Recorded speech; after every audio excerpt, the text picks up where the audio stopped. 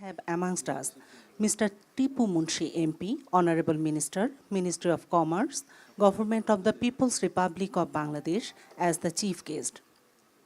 As the special guest, we have Mr. Lokman Hossein Mia, Executive Chairman, Bangladesh Investment Development Authority BIDA. We are also glad to have Barrister Mohammad Sami Sattar, President of Dhaka Chamber of Commerce and Industry, Mr. Charles Whiteley, Ambassador and Head of Delegation, European Union Delegation to Bangladesh, Ms. Juret Ismanskait Marfel, Councillor, EU Delegation to Bangladesh, Ambassadors of EU Member State, and other respected participants. Today's seminar will be divided into two separate guided discussion sessions, followed by a concluding part. We are indeed honored that today our distinguished learned panel of discussants will highlight the topic in details. Now, I would kindly request President DCCI, Barrister Mohammad Sami Sattar, to take our Honorable Commerce Minister, Executive Chairman of BIDA, Head of EU Delegation, Mr. Charles Whiteley, onto the dais.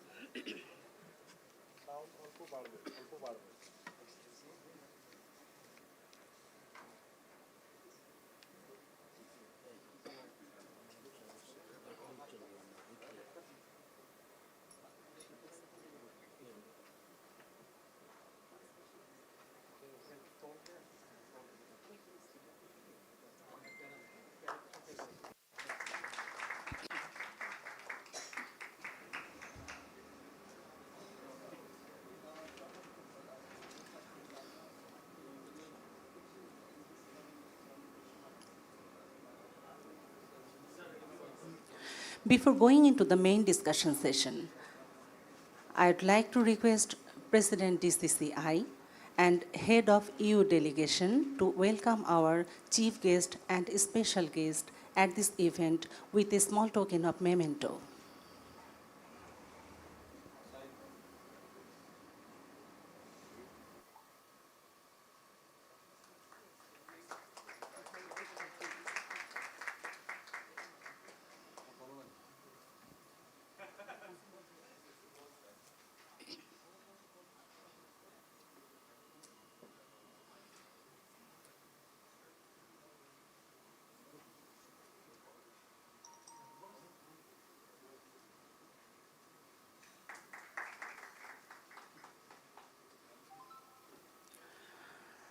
Ladies and gentlemen, at this point, I would like to request Barrister Mohammad Sami Sattar, President DCCI, to kindly deliver his welcome remarks.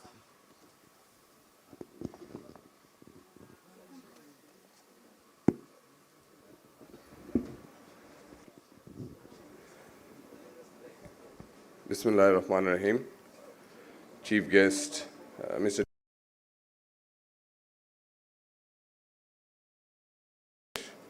Special guest, Mr. Lokman Hossein Mia, Executive Chairman, BIDA, Government of Bangladesh. Excellency Charles Whiteley, Ambassador and Head of the European Union Delegation to Bangladesh. Distinguished panel speakers, respected guests, DCCI members and business leaders, friends from the media, Assalamu alaikum and a very good morning to you all. It is indeed an honor and pleasure to welcome you all to today's seminar, jointly organized by the Dhaka Chamber of Commerce and Industry and the European Union Delegation to Bangladesh.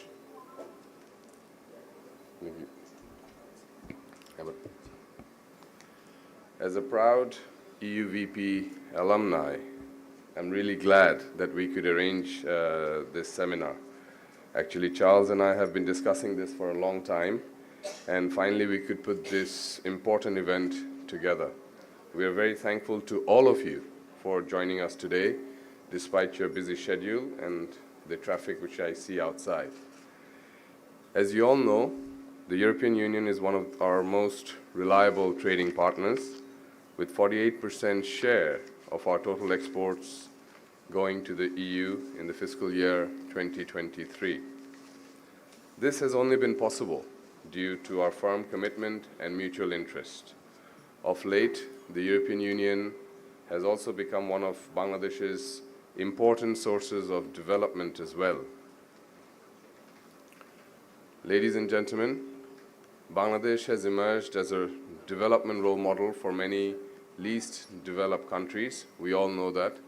We have achieved, on average, a 6% annual growth rate until the pandemic, which is remarkable.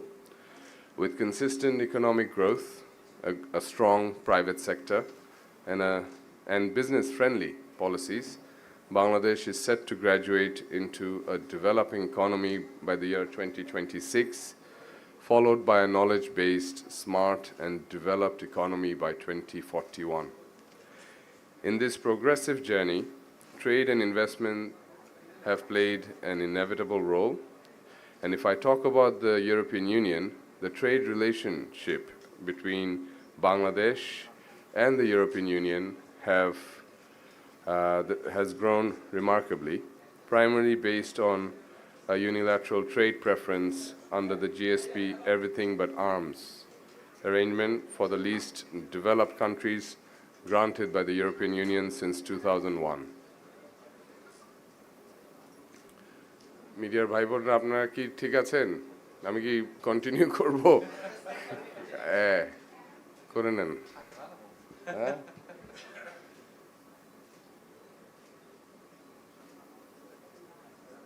আপনাদের speaker তো একো করতেছে।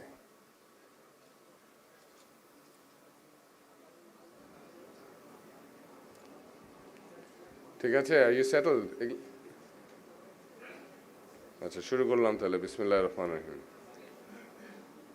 Our total export to the EU has surged to almost $25 billion in the fiscal year 2023, with ready-made garments taking the lion's share, which has actually positioned Bangladesh as one of the popular sourcing destinations.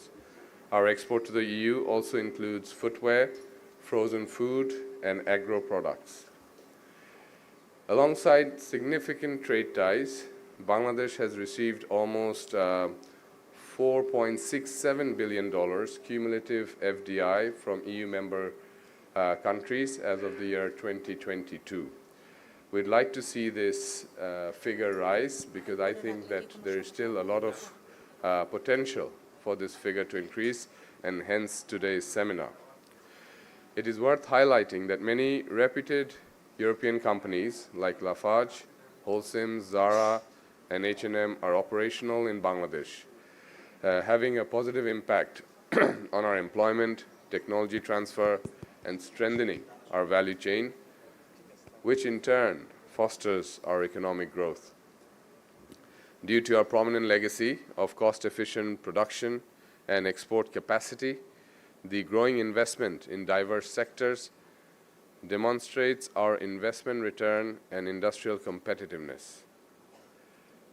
Ladies and gentlemen, since Bangladesh will be graduating into a developing country in 2026, our exports will experience higher tariff and loss of existing international support measures, which may affect our export market. In this regard, Bangladesh needs to sustain the export market in its traditional and major destinations, including the European Union. In this connection, we would like to acknowledge the European Union's decision regarding the GSP facility extension till 2029, considering the need of our smooth economic transition. In line with this, we would like to request the European Union to work with Bangladesh and extend the technical and expert know-how in our preparation to implement the 32 international conventions on environment, labor, and human rights standards for the GSP Plus facility from the European Union. Also, to explore the untapped potential of our EU-Bangladesh trade relation, we should consider product diversification for our exports to the European Union. In this regard, we would like to capture the largest share of the $4 trillion EU import market, which may lead to further local industrial growth. Distinguished guests, Bangladesh offers the most bilateral and competitive investment regime in South Asia, featured by wide-ranging fiscal and non-fiscal incentives, foreign investment-friendly regulatory context, and industry-specific tax exemptions. We provide 100% tax holidays, foreign ownership, bonded warehouse facilities, IPR protection, bilateral investment treaties, and double taxation treaties with more than 30 countries and other special investment incentives.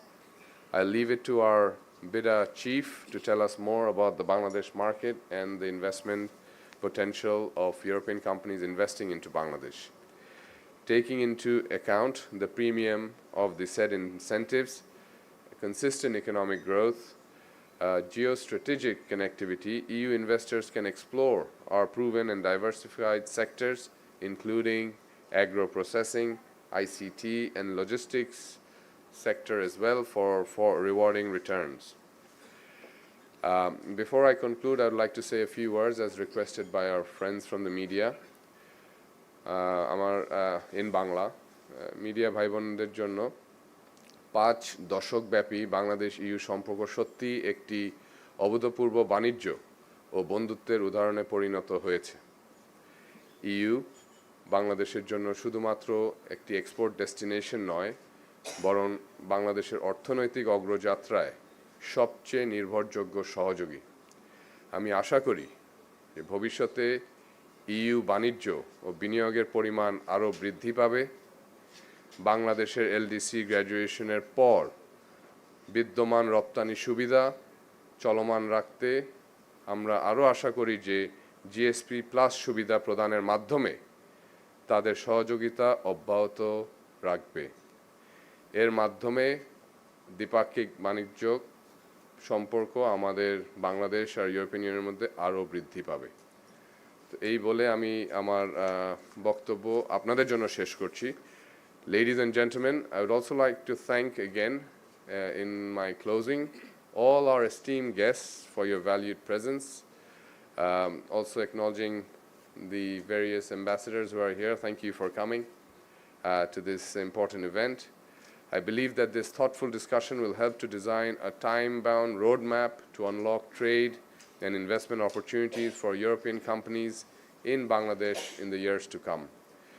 And finally, I would like to thank the head of the EU delegation to Bangladesh for extending his utmost cooperation to hold this timely event. I believe our promised and shared journey will steer our relationship into a new height and translate the much-needed economic transformation of Bangladesh. Thank you very much. Allah Hafiz. Thank you, sir. Now, I would like to call upon Mr. Charles Whitley, Ambassador and Head of Delegation, European Union to Bangladesh, to deliver his remarks. Thank you. Thank you very much, Shubho Shakal. Good morning. Honourable Commerce Minister Tipu Munshi MP, Executive Chairman, Bangladesh Investment Development Authority, Lokman Hussain Mia, President DCCI, Barrister Samir Sata, colleagues from missions, excellencies, representatives of business, and distinguished guests, very good morning. At the outset, I really want to pay warm tribute to DCCI and its president, who's a very good friend of the European Union. I think you brought together this seminar very quickly with your team, and it's been a real pleasure to work with you on the topic which speaks to both the EU and Bangladesh and our respective interests and shared interests as well. I'd like to thank Airbus and Lafarge for their kind support to this event, which has really helped to make it happen. I'd also like to say it's a pleasure to have this event towards the end of a year in which we mark the 50th anniversary of EU-Bangladesh relations.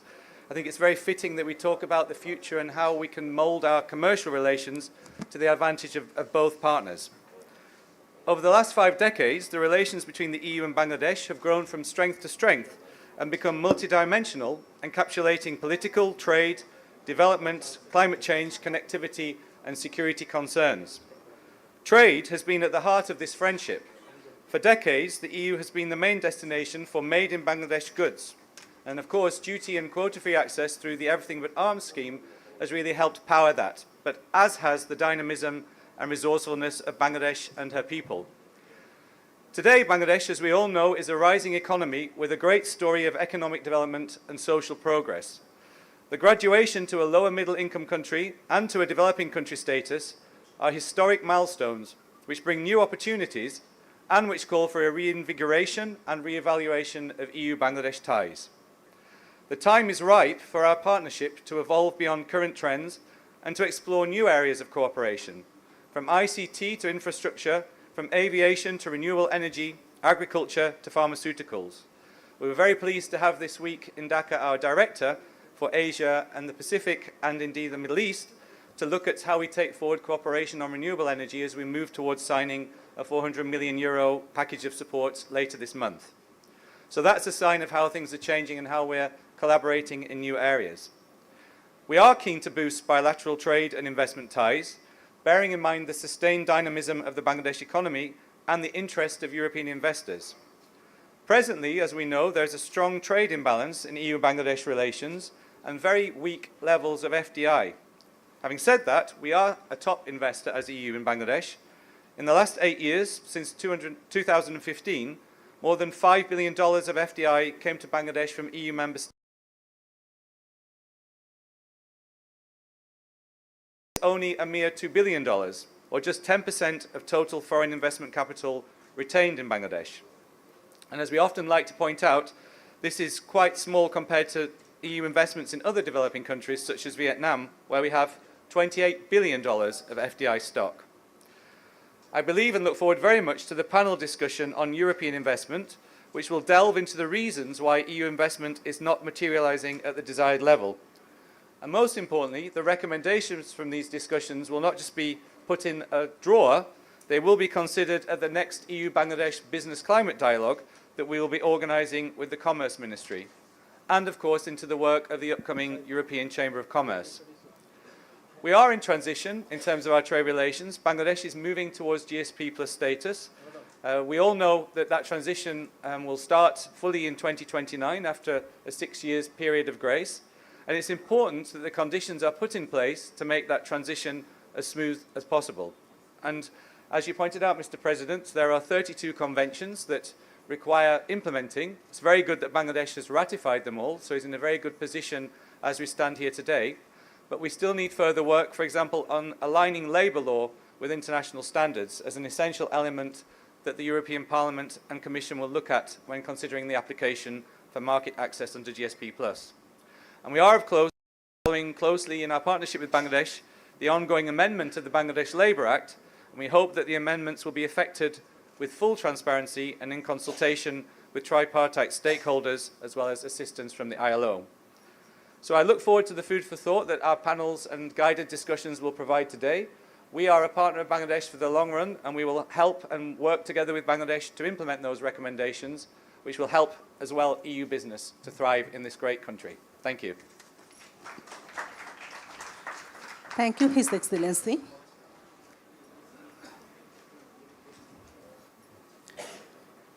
Ladies and gentlemen, now we will move on to our first guided discussion session.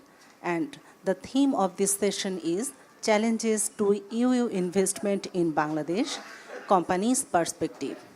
I would therefore humbly request the moderator of this session, Ms. Juret Ismail-Skite-Marvel, Councillor EU Delegation to Bangladesh, to take our respected panel speakers, Mr. Morad Burfala, Mr. Iqbal Chaudhuri, Mr. Masih Niazi, and Ms. Nuria Lopez onto the stage.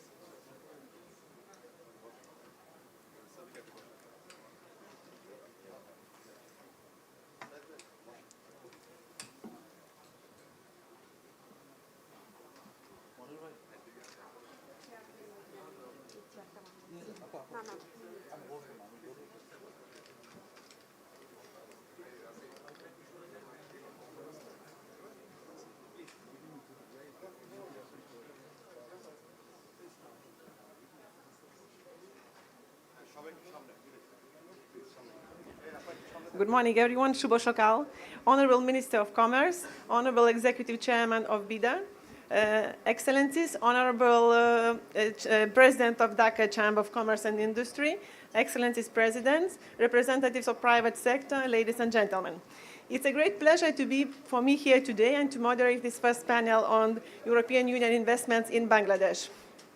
I'll give a short introduction, which is not a formal speech, and then I'll sit down to create more close connection with my panel speakers and to spark a lively discussion afterwards, which is probably the most interesting part today. So first of all, I can only repeat what was said by previous speakers, that Bangladesh, of course, is one of the most impressive, fastest growing economies in the world. We knew how the growth was impressive already before COVID for 10 years. It was already during COVID. And as you know, the last figures from yesterday, what were published by World Bank, that Bangladesh is in the South Asia region, which will be still growing very steadily this year and next year at the pace of 5.86% GDP growth, which is really impressive. It all means that it's a very attractive environment for investors, naturally. But of course, as it was said by previous speakers, that FDI is still quite low in the country, which is the reality. So we have to see all together what are the problems, why foreign investment still lagging behind here in the country in comparison to the countries in the region and worldwide. We all know that there should be some elements put together in order to attract these investments. For example, it's very important to have solid infrastructures in the country. And in that aspect, we are noticing quite impressive developments in the country, with all the developments in the road infrastructures, with the developments in electricity connections, with the developments in such constructions like airport terminal. Another factor which is also very important for investors is young workforce. I think Bangladesh has quite a big competitive advantage and demographic dividend to attract investors in this regard, because workforce in this country is 65% out of 170 million, which is huge. So that's very important for the private sector it's interesting for private sector to come and invest here, because it's a win-win situation. They have workforce in their companies and they don't need to bring them from abroad, and local people have employment opportunities. The third factor, which is very important also to attract investors, is regulatory framework. I think it's probably one of the most key factors, and this is also the core of the panel today, to discuss with our four panelists, whom I'll introduce very shortly, what are the major obstacles, impediments for them to come to Bangladesh, because as we know, this FDI is a bit lower, and what are actually opportunities, how we could improve that regulatory framework altogether to make these foreign investments higher in the country. Overall, when we look at this FDI picture, as it was already said by Ambassador and other speakers, that EU is a top investor in the country. So it's not that bad, but of course there is lots of potential to go further. And last but not least, to say that there is an interest and appetite from European Union private sector to come here. They have know-how, they have knowledge and interest to invest in different sectors like renewable energies, like agro-processing, like transportation, logistics, and many others. So just to finish that introduction, then I will move smoothly to presenting the panelists. So before I present briefly the panelists, of course, they'll have more opportunities and occasions then to speak more about their companies later. I very briefly introduce in 2 words myself. I'm the counsel at European Union delegation here in Bangladesh. It has been 1 year that I'm here, and in my team, we're specifically focused on skills development and public finance management. Skills development is probably really key aspect in this country, because for investors, they need skilled workforce. So we have been working and will continue working also very closely with European Union member states, but also with the European private sector, how to improve that skills development in Bangladesh. Public finance management, it says without saying that is crucially important for favorable business climate in the country. If we have a transparent, if we have a solid PFM system, everything is more clear and more attractive for investors. And specifically in PFM area, in the European Union, we work very closely with tax office, with National Board of Revenues, and we work in the digitalization of tax system for individuals, but also for corporates. So this is something concrete that we're doing to facilitate the attractiveness of investments in the country. So now it's the most important part. I would like to present our esteemed panelists of this session. They all come from very different sectors. That I think it's a very good combination of panel of the speakers. Some of them from energy sector, some of them aviation, garments, construction. Some of them have been in the country already for a while, for a few decades almost. Some of them are only entering the market. So it will be very interesting to hear from you your perception, your thoughts about doing business here and about how we could improve that business environment here. So first of all, I would like to present Mrs. Nuria Lopez, Managing Director of Zalo Knitting. The company is established in 2007 and is a very prominent manufacturer of high-quality apparel in Bangladesh. Probably she will tell you later that they are planning to go even to many other businesses apart from garments. So that we'll hear from her later. Thank you for coming. The next panel speaker is Mr. Morad Burufala. He's country representative for Airbus. I think Airbus is probably one of the best known brands in the world, and there is no need special introduction to it. It's a European multinational aerospace corporation. Then I would like to present a third speaker, Mr. Iqbal Chaudhuri. He's a managing director of Lafarge Holcim. And Lafarge Holcim is a pioneering cement producer in Bangladesh, operating already nearly 2 decades, if I'm not wrong. And it represents one of the largest foreign direct investments in the country here. And of course, he'll tell you later, he used state-of-art, environmentally friendly technologies in his companies. And the last but not least is Mr. Masi Niazi. He's a managing director of Petromax LPG. Petromax is a new entrant in Bangladesh market, in LPG market. The company is present in numerous other countries, and they provide clean and safe energy options for these markets. So these are 4 panelists today. If you don't mind, I'll sit now on the chair to create more connection with the panelists and to make a lively debate that you hopefully will enjoy. Thank you.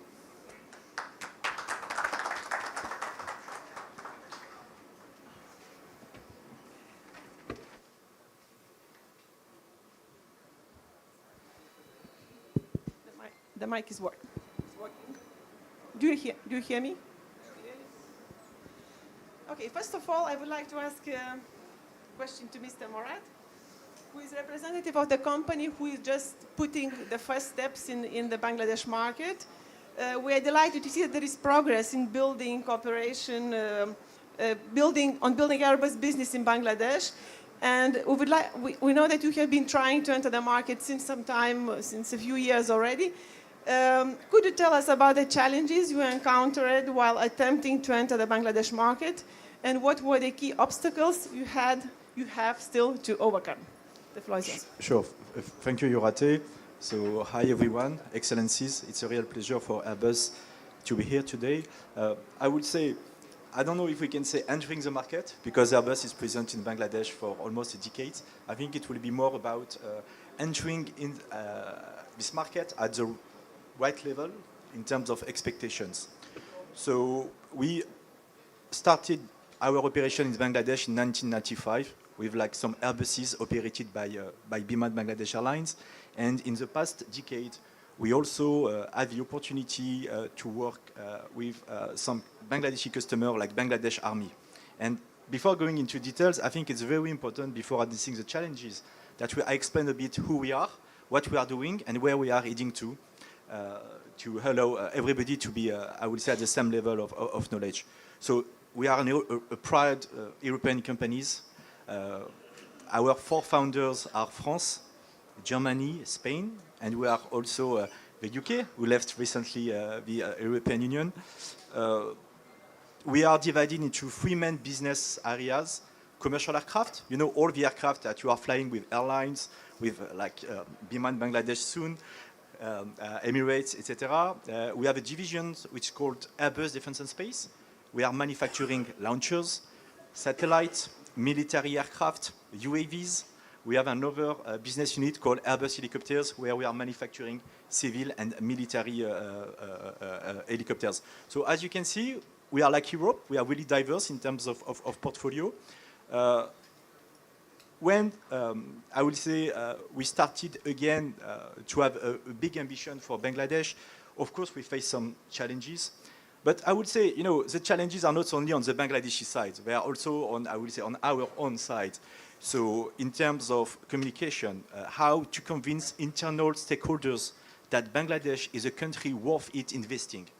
And I see that Chairman Lokman is there today, and I'm really happy about the initiative that you have taken with BSEC and BIDA jointly, the rise of the Bengal tiger, because I think it's very, very important to change the image, the misconception that some people may have about Bangladesh. And I'm working here for almost 5 years now, and I can tell you that I'm really amazed by, I will say, the engagement of people and the fact that, yes, we have concrete obstacles and challenges to take up, but there is a real willingness to make things better. And I can tell you that we made things better because we make significant progress in the past 1 year, in both public sector and in the private sector. So, Minister Tipu Munshi, like we are very pleased that after the visit of the French President Macron, it was clearly a success for the European aerospace industry. You know, we are very proud of the commitment of the Prime Minister for the purchase of 10 A350s. We also signed a letter of intent to, I will say, for the procurement by the Bangladesh Satellite Company of an Earth observation satellite system. And you know that our ambition in this project is to set up a small satellites factory. So it just shows that Bangladesh is a country where everything is possible. What we need is really, I will say, like a courage, to connect with Bangladeshi colleagues to understand better what they want, how we can help them to develop their country. And I think it's something that we are doing on a positive way, and we are really excited to continue, I will say, working closer and closer with our Bangladeshi friends. Thank you very much, Mr. Morat. But if I may, I still would like to know, are there any in the regulatory framework, are there any particular challenges that you could point out? You know, I have a lawyer background, so that's why I'm always answering the question at the end, you know, so it's a bit part of the process. No, yes, of course, the two challenges, as I said, it was the branding, okay, how we can help Bangladesh to have, I will say, a better perception outside the country. And the second one, of course, it's human capital development. You know, we are in an industry where it's very regulated, where safety it's a top priority, and we need to have skilled people. Today, there is a shortage of pilots, a shortage of engineers. So in a country who is exporting 10 million workers, you have a shortage of human capital. So altogether, I think it's not only the responsibility of the government, but also of private companies. We need to help Bangladesh to upskill their people. Perfect. Thank you very much. I understand that skills development is key area where we should all focus on to attract investors to Bangladesh. But are there, just the last question to you, what other improvements you think could be suggested to the government of Bangladesh to make the country far more attractive, apart from skills development? You know, I don't want to kill the presentation of my colleagues because I think in all countries it's more or less the same challenges, bureaucracy, corruption, etc. So I think you will address it. On my side, what I think is really important, and I'm not the best qualified to give any advice to any government, but based on my experience, I think what is really, really, really important is that you need to use big projects and I think the satellite project is a good example to upskill your people. So it's really important that you ask people to give back to Bangladeshi people. And, I have the opportunity, I think I can share it 2 years ago during the state visit of the Honorable Prime Minister to meet with her, with the Airbus management. And the feedback we got from her was, I think it's really important that my people get back things. And I think it's what inspires us to work in Bangladesh with the spirit to not only be in a transactional mode, but to build together, I would say, an aerospace nation by supporting the development of the country. Thank you very much. Thank you very much for very insightful comments. Mr. Chaudhary, can I ask you several questions as well? Your company has been conducting successful business already almost 2 decades, if not wrong. And it would be interesting to know, because you have been making substantial contributions to Bangladesh economy in terms of both technology transfer and sustainability. So could you elaborate more on that? And then, of course, it's a similar question that was to Mr. Burfala. What are the challenges you have been facing? As you are already well embedded in the market here for a few decades, are there any challenges that are recurring? Any new challenges that are coming up? So that would be interesting, your experience as well. Thank you. Thank you, Honorable Minister, as well as the BIDA Executive Chairman and the Excellency. And thank you, Charles, for inviting me. It's a great opportunity, and I'm happy that I'm sitting with all my foreign friends, so I have to represent my country. And so I think let me start with the bright spot or the real experience that we had in the country. Lafarge, this plant, whoever have visited, you have seen that it's a unique plant. And it was impossible to have this sort of facilities in any other country. And this is in the group, we are operating in more than 60 countries. This is the only facilities which is a cross-border, existing in 2 countries. So you understand, it was not possible for any other country, it was possible for in Bangladesh. And it was only possible because there was a strong support from the government whenever it was happening in 1996 till 2003. So I have heard lots of support was given by the government. And not only in Bangladesh, it was in India also, because it was not possible to have this plant only in Bangladesh. The quarry is in India, and the cement plant is in Bangladesh, and there is a 17-kilometer belt, continuous belt, which is carrying limestone from India. So it was only possible, and it's a great success story, which in our group also we keep on saying that. Another big milestone which was possible in Bangladesh, that Lafarge was I think the first greenfield IPO in Bangladesh. So some of you might be knowing that the project was not being established, but the fund was raised in Bangladesh. So that is also another big milestone for Bangladesh. The recent experience that I'm getting is, especially when I'm actually promoting the GeoCycle, which is a professional waste management facility that we are offering to the country. It is absolutely new. The concept is new, But when I'm reaching to my colleagues in the industry and the amount of encouragement and the support I'm getting is unbelievable. So some of our our government institutions have become our brand ambassador. Ministry of Environment is referring the geocycle of Lafarge to all the government institutions to give their waste to Lafarge. So you understand, it's very unique. You are right that Lafarge is the biggest foreign investment in the construction sector from Europe. We invested almost 500 million, and we are also investing every year almost 10 million US dollar in our capacity. Now I will give you my perspective when I am actually fighting for investment in my group. So in my group, every year they have an allocation of 1.5 billion US dollar. And all of our country, 60 countries have to fight. It's like when you are approaching any private investor, the way you present for investment, I have to do for that. The biggest challenge comes for me that yes, they also know that it's a promising country. There is a bright opportunity for the country, mainly because all of our products are import substitutes. It's a good for the country because we save foreign currency. Like as when I manufacture clinker, I reduce that much of clinker import from the abroad. So I save foreign currency. When I produce aggregates, I reduce that much of foreign currency for commercial import. Similarly, so the challenge that I'm facing in the group basically on that sustainability of the policy. So any investor will look for a sustainable long-term policy because that is the backbone for making any business case. Most of you are the businessmen, you also know that we also do lots of activity in terms of the preparing the P&L and balance sheet and to show that bright picture of the investment. So when the group allows some investment and we fail to execute on time, that has become a bottleneck for my future investment.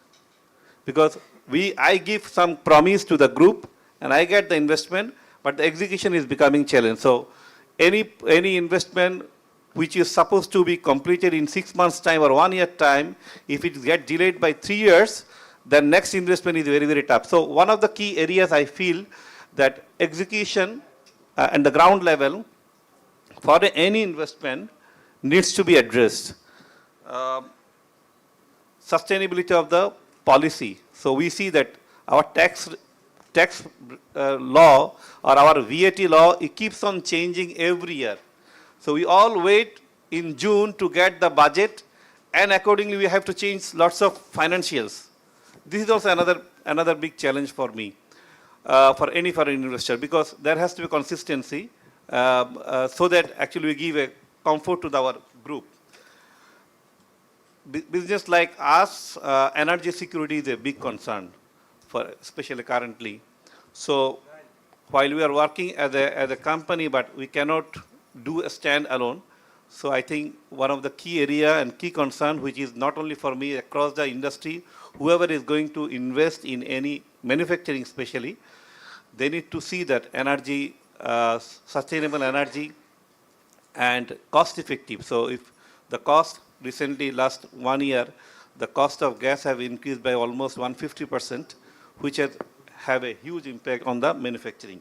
So these are the few challenges I see when I face in my preach to my group, and I'm just sharing for my honorable regulators. So if we can actually work together in a closed group, I can give more insights on how we can actually progress.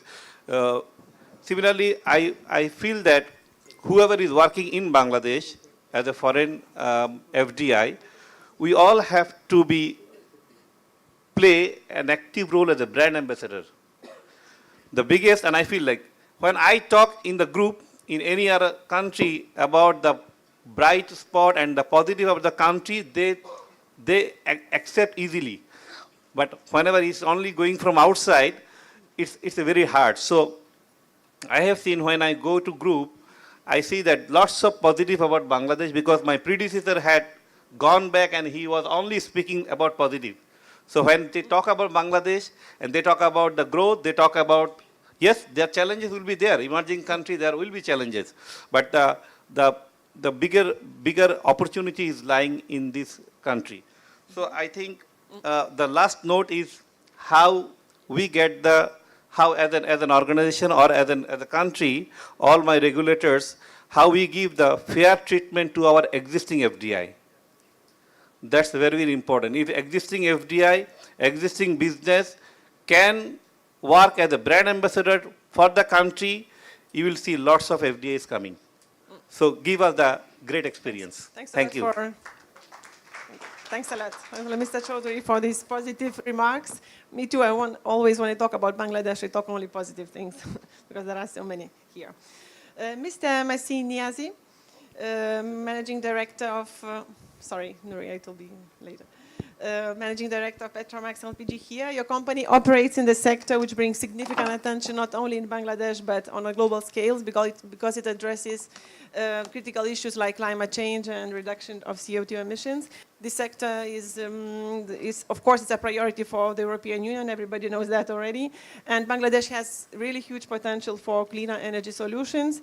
And there is inevitably high interest from EU companies to come here to invest in this sector because they have lots of know-how and expertise in the sector. From your perspective, Mr. Niazi, is Bangladesh ready for climate and environmental friendly European investments here? And what is your experience in doing business so far in the country? Thank you. Thank you, Jurat. Let me first start by the second part of your question. What is our experience in Bangladesh so far? Because we just entered in the country. To explain who we are part of a Dutch family holding based in Amsterdam. Okay, we are the leader of LPG in the world. We are present in 25 countries. We are in Europe working hardly to build the next generation of molecule coming from, I will say, green field to sustain our business. In Bangladesh, our project was to enter because we see a lot of development in the LPG sector for the future, linked to the growth of the economy in the country. Our project is to make several investments and build the top 3 position in this sector. That we enter and we celebrate just a few weeks ago the first anniversary of our acquisition of the company who was built by previous Bangladeshi shareholder, Petromax. I lost my thinking. That means, yes, we just entered by this acquisition. And so far, I will say the first 6 months was very challenging because my company is always operating with a local, I will say, management. And the first month for me was really focused to recruit those talent, Bangladeshi talent, to join us and helping us to make growth our business. I will say so far we are successfully implement our business, and now we have footprint in Bangladesh. I see two type of challenge right now for us. The first one, I think many of our company who's importing are facing is the shortage of dollar and managing letter of credit to import product. There is some side effect also of this short-term situation. I will give a brief example that for foreign investor, when you are having significant LC, nowadays the LC is almost for 6 months, Bank of Bangladesh consider the LC as a short-term debt. And as foreign company, I have to match or be compliant with equity debt ratio. Right now, foreign investors have to bring more equity in the country than, I will say, the normal situation of the economy. That is the first aspect. The second aspect also of this LC situation, I will say, for regulatory sector like LPG, right now, the devaluation of taka is not considered in the price. And we cannot pass it. That means creating a significant loss for the company right now. The second point is really the support of BIDA. I think BIDA is helping us a lot to sustain and to be integrated in Bangladesh. And I think this role should be reinforced, helping us for many small hassle that is creating a lot of effort and take a lot of time for the management. I back always to the example of license and authorization, who for foreign company is really obstacle course. For the first part of your question, I think Bangladesh started the move from solid energy, coal and wood, to liquid energy before shifting to renewable energy. The depleting of natural gas reserve will push the country to move faster and accelerate the transition. Rupur nuclear power plant is a very good example of this move, as nuclear is a CO2-free energy. But to continue this journey, a very significant level of investment will be required. And today, energy prices are controlled and subsidized by the government. Energy consumption is increasing rapidly, driven by rapid economic growth. Without a clear policy and transparent mechanism, there could not be any return on investment for private investors who are seeking to invest in a climate-friendly and environmental sustainable business in Bangladesh. Thank you very much. Thanks a lot for identified challenges and also positive elements that attracted you to come to Bangladesh.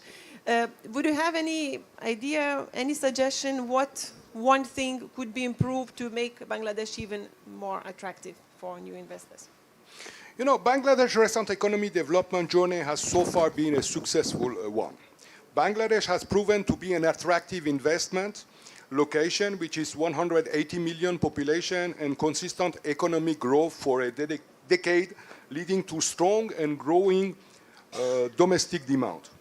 Poverty has rapidly reduced from over 40%, I think in 91, to around 40%. Right now, the country is facing some, I will say, short-term challenge. Yeah, the shortage of dollar, high inflation, taka devaluation.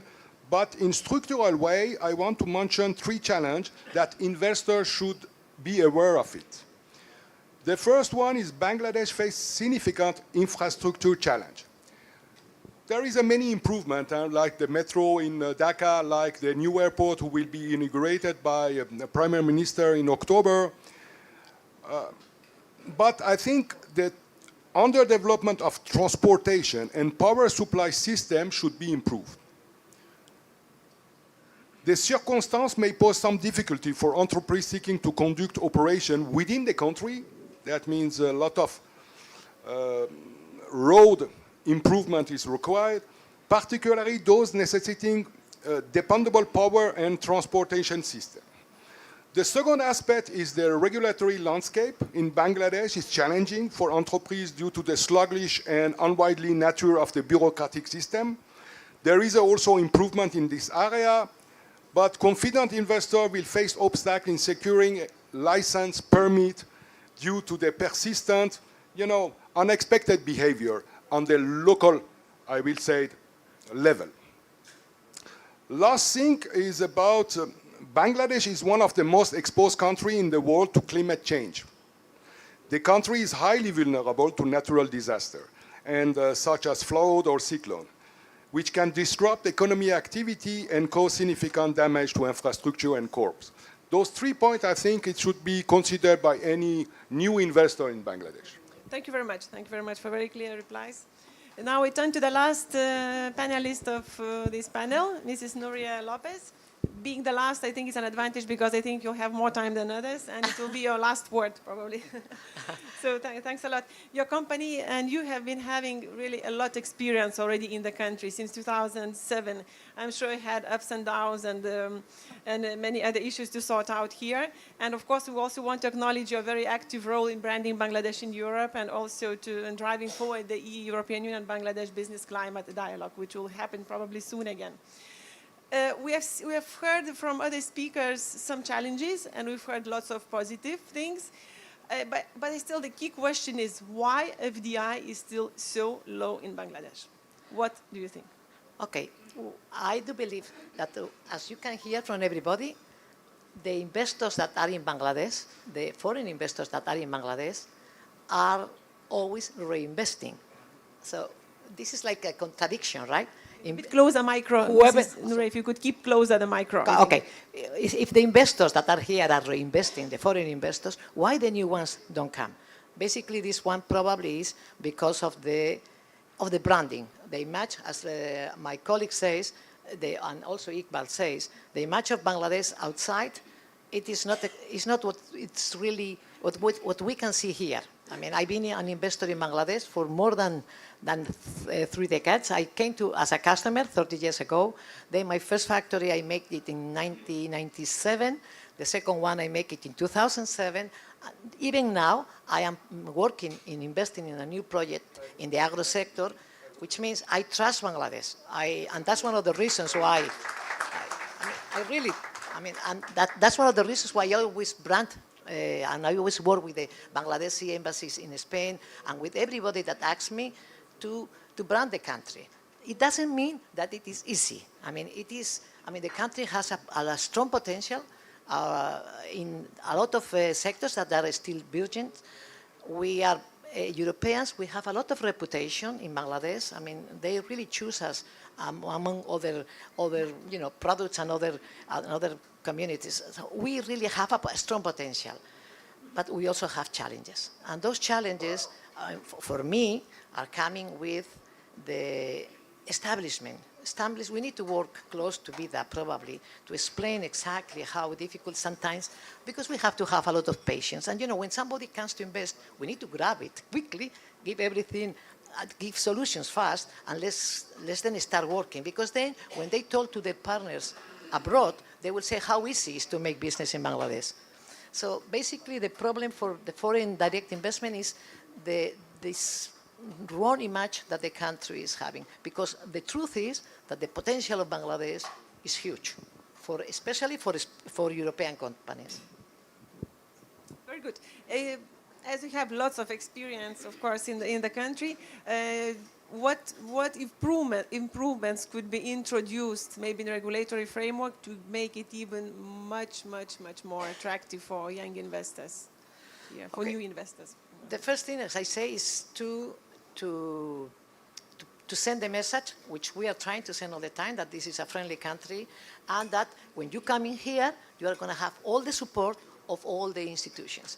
For us, for the foreigners, and it's not because our honorable minister is here and our chairman is here, for us, dealing with the Ministry of Commerce or dealing with the BIDA is easy, and we get a lot of support, and we are feeling always confident with them. It is not the same. It is not the same when we go to other institutions. So the message that the government is sending for a friendly country has to be a unique message. Cannot be only coming from some friendly stuff from one part and not from the other one. I will give you one example of something that we should never make again.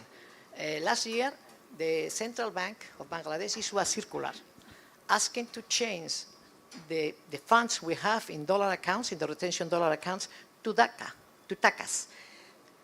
I'm a foreign investor. I love Bangladesh. I am 50% Bangladeshi myself, but I want to have my funds in dollars. Now, when I have this, when I listen to that, it's the only time in 30 years I question myself if my capital, my investment is safe in Bangladesh. I have changed again because I love this country, but this message cannot be sent again because really it's not an easy message. And also, I will also tell you, maybe it's coming for a next question, but I'm always advancing myself. For us, it's very difficult to work with customs. For us, we always have challenges. HS codes. We are here to bring business to Bangladesh. But we are having always small barriers, which for me are not, I don't understand, they are not logical. Why we have problems in bringing something that we are going to be re-exporting, which means we are going to bring more money to Bangladesh. But every day, we have, okay, you have restriction with this, you have restriction with that. We are solving it, but we are not moving forward. So this is another one thing. Thank you. Thank you very much, Mrs. Nuria. Thank you. Maybe Mr. Chaudhuri has something to add. So I'm just referring Nuria. Before closing this, I think the tone at the top is very clear. When we hear the Honorable Prime Minister, she always invites FDI. When we meet BIDA, They are always encouraging.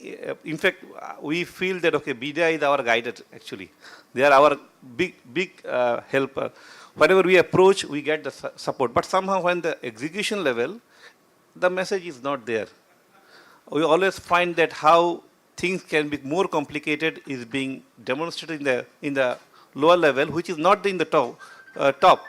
How we pass this, cascade this message to the top at the executive level is very, very important, because it's very easy to approach anyone in the country. And let me tell you, I have heard in our foreign colleagues that what is possible in Bangladesh, reaching a minister, reaching an executive chairman, it's unbelievable. It's a very, very possible. So they also give time. But somehow, execution is a challenge. So I would highlight that that's one of the biggest challenge. Thank you. Thank you. Thank you very much, Mr. Chaudhry. Thank you to all the four Can I panelists. keep me 1 second The only? last Something for me important and for all the European investors. We are now working to complete the formation of the Eurochamber. And that institution is going to be a strong tool for us to be able to propose and to give our opinion on what is the problems and the barriers we are having in the country. At the same time, it's a strong tool as well to be promoting Bangladesh abroad, because we will be part of the European business organizations, which is it's really something important for Bangladesh. We have to achieve it as well. Thank you very much. Indeed, our chamber, I think, is a very key thing that has to happen very soon and see the sunlight. Thank you very much for all the four panelists for this very interesting debate. Hopefully it was interesting for the public. Unfortunately, we cannot take any questions because we have to hurry up to another panel. It was really good to see your insightful thoughts, your sharing your experiences. Thanks for your openness as well. And we all hope that there will be more investments in Bangladesh, especially from European Union in the very near future. Thanks a lot for everyone. Thank you. Thank you, Madam. Ladies and gentlemen, we will go for a short tea break now. You are kindly requested to come back to this room after 15 minutes, please.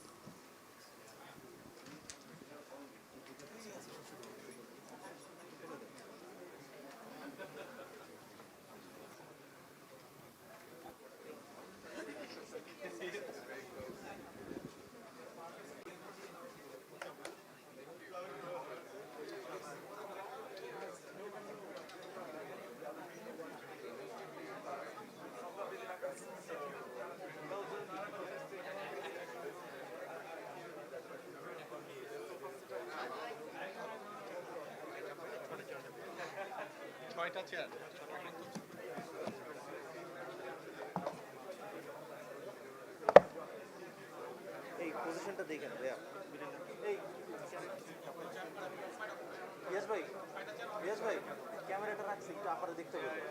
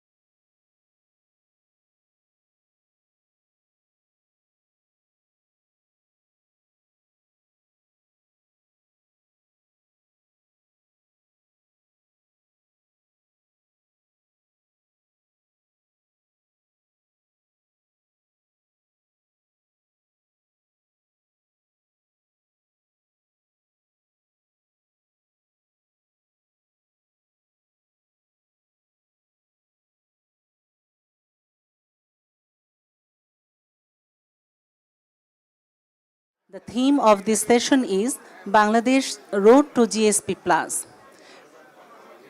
May I now kindly request the session moderator, Barrister Mohammad Sami Sattar, President DCCI, to take our respected panel speakers, Mr. Ziaur Rahman, Mr. Mohammad Mustaq Ahmed, Mr. Miran Ali, Mr. Rasil T. Ahmed, and Mr. Soed Nassim Munjur onto the stage.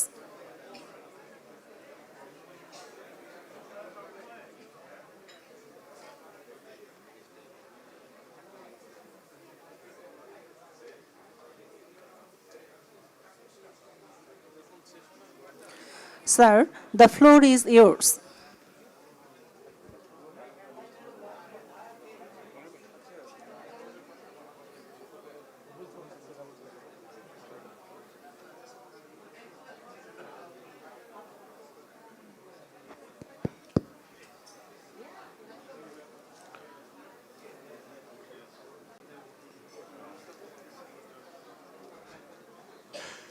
বিসমিল্লাহির রহমানির রহিম। আমরা সবাই একটু যদি বসে যাই, if we can all take our seats, then we can start the second session. বাইরে কেউ আছে? আমার ছবি না, দেখো বাইরে কেউ আছে না। আমরা আমাদের সেকেন্ড সেশনটা শুরু করছি। আপনারা যদি ইয়ে করে একটু সাইডে সরে গেলে ওনারা পিছিয়ে একটু দেখতে পারবে। We are about to just start our second session, which deals with unlocking trade and investment for European companies in Bangladesh. Since I took leadership at Dhaka Chamber of Commerce and Industry, a thing that I was not happy with at the very beginning, because this area is very new to me, coming from a different profession. But when I saw the FDI figures and what other countries like Vietnam have achieved, I think there is a lot of scope for Bangladesh to really gear up, if I may use those words, to gear up to bring more FDI into Bangladesh. Although we have noted that there was an increase in the foreign direct investment last year, but $3.44 billion compared to our potential is not that significant. And now we have a very active, if I may say so, BIDA chief, Mr. Lokman Mia, who has transformed the face of BIDA, I would say. And the complaints that we hear from our foreign investors regarding the top message being pro-investment friendly and the bottom-end officers not being as investment friendly as they should be, I think BIDA, I must say, is an exception under the leadership of Mr. Lokman Mia. Because I also cater for foreign investors. I help them set up companies here in Bangladesh. And the amount of assistance that I have received, not only from the BIDA chief, but also from their, I would say, the junior officers, is actually highly commendable. In fact, customs has always been an issue, and a smooth running customs is very much needed for not only foreign investors, but also for local investors to operate their business in a smooth manner. I know we are short of time, and if I start talking about problems and opportunities, this will probably end up tomorrow. But at this point in time, I have the pleasure to invite Mr. Ziaur Rahman, who is the regional country manager of H&M, to provide some guidance for European fashionwear companies to establish their business in Bangladesh and to explore the business potential of Bangladesh. Zia bhai, over to you. Assalamu alaikum. Thank you so much. It's a real pleasure to be here. When I was listening the earlier session, I was just thinking, what should I talk? Because we didn't invest here directly. But we play a very, very big role because we source a lot from here. So our role is a little bit different than the others. And for that reason, I think if I talk about our whole supply chain, it's roughly 300 plus suppliers that we work with. And then, okay, on a Bangladesh context, it's a single largest buyer that we are. But if I talk about from H&M perspective, I think this is one of the most the supply chain that we operate that we are so proud of, because after Rana Plaza, what had happened, the way the whole country have shifted from there to now is really something that we can really, really proud of. So I can proudly say that Bangladesh is a safe sourcing destination for the textile industry, and we are very, very proud about it. Well, so that's only one part. If we talk about the way the world is not functioning, and now this 2030, 2040, all the climate ambition that coming up, that makes us really, really nervous.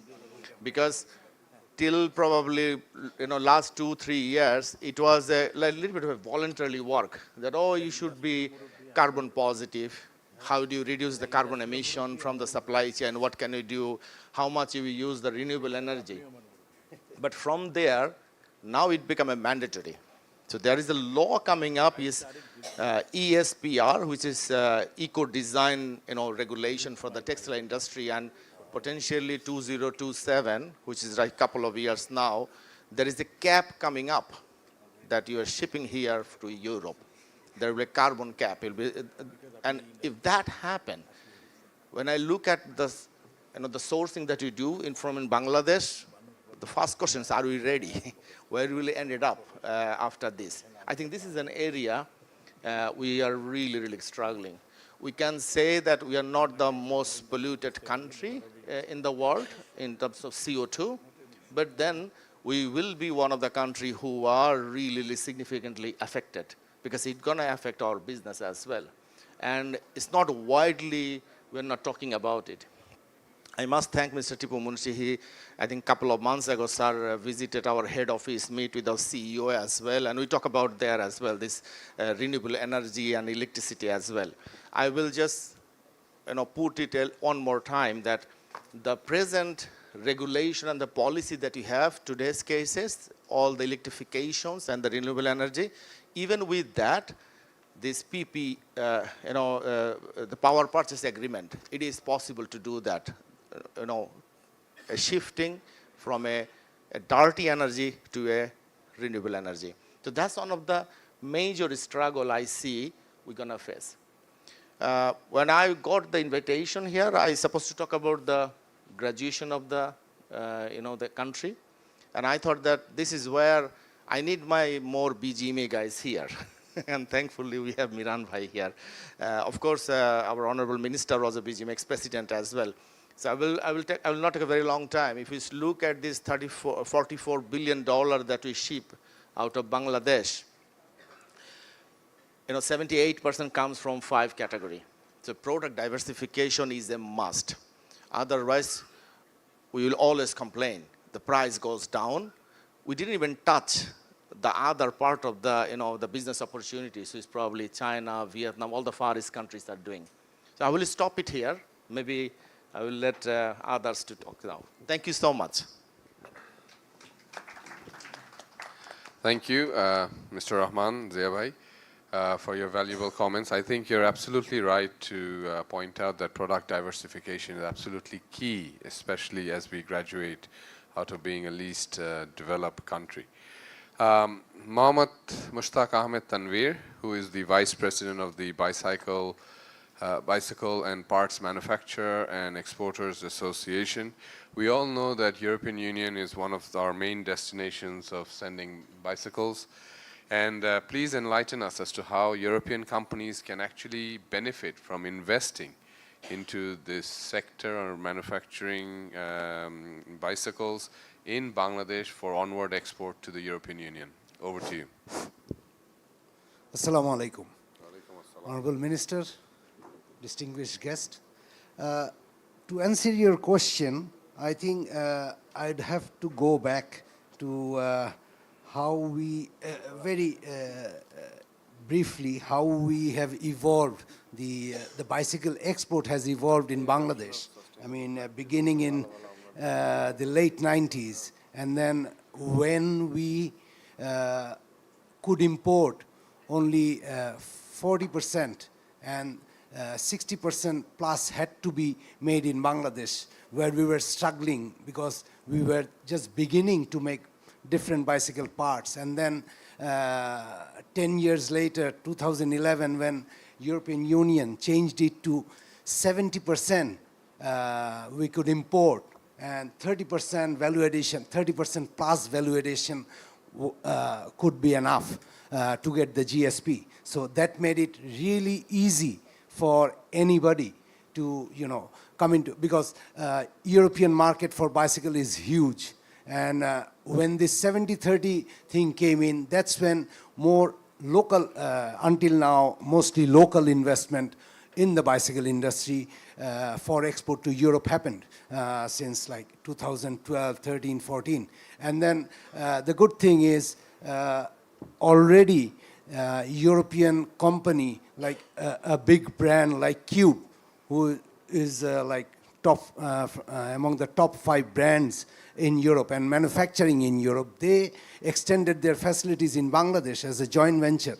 So it already speaks about, the opportunities that lies in Bangladesh for in the light engineering or bicycle sector.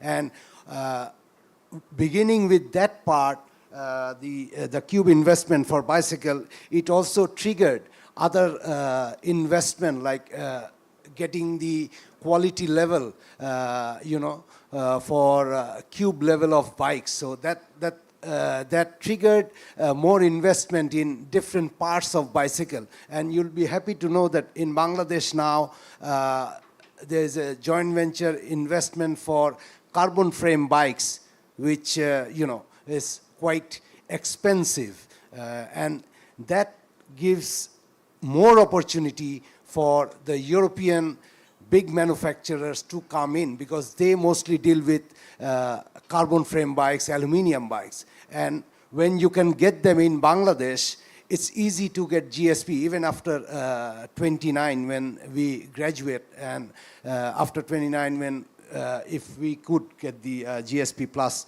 facilities. I think it's a big opportunity, and not only in bicycle, there are opportunities in bicycle parts, e-bike. From Bangladesh now, a lot of e-bike are being exported, and the difference with e-bike and regular bike is the battery and the motor. So there, I think there could be investment in battery, and in terms of market share, e-bike is eating up a lot of regular bike market share. So e-bike is increasing like anything in the European market. So that is a big opportunity to have a battery setup, lithium-ion battery setup, or motors for e-bike, because this is increasing like anything. And I'm sure in terms of sustainability, in the long run, bicycle, electric bike is the mode of transport for our European buyers. And going forward, I think for the GSP plus situation, I think we have to make sure we as a country to have to ensure that we have clean energies, carbon neutrality, waste management, everything in control. Thank you very much. Thank you, Tanvir Bhai, Mr. Ahmed, for your valuable comments. I think you've picked up pretty well on the e-bikes. Climate change is one of the top priorities of the European Union, and during my time in Brussels, I had a lot of conversations regarding this whole climate change issue. And investment in batteries and setting up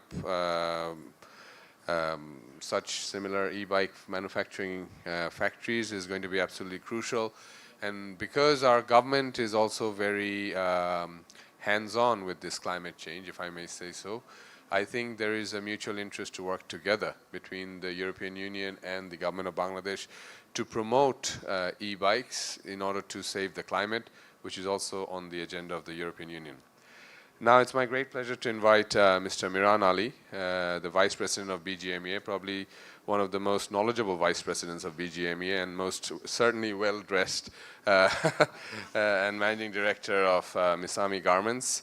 Miran Bhai, given your extensive experience in the RMG industry, could you please share your insights about how the adoption of sustainable practices has brought about positive results for European companies and Bangladeshi RMG manufacturers? And also I know that the European Union is very strong on improving our labor conditions. If you can also enlighten us as to what steps are being taken so that we as a country can move forward.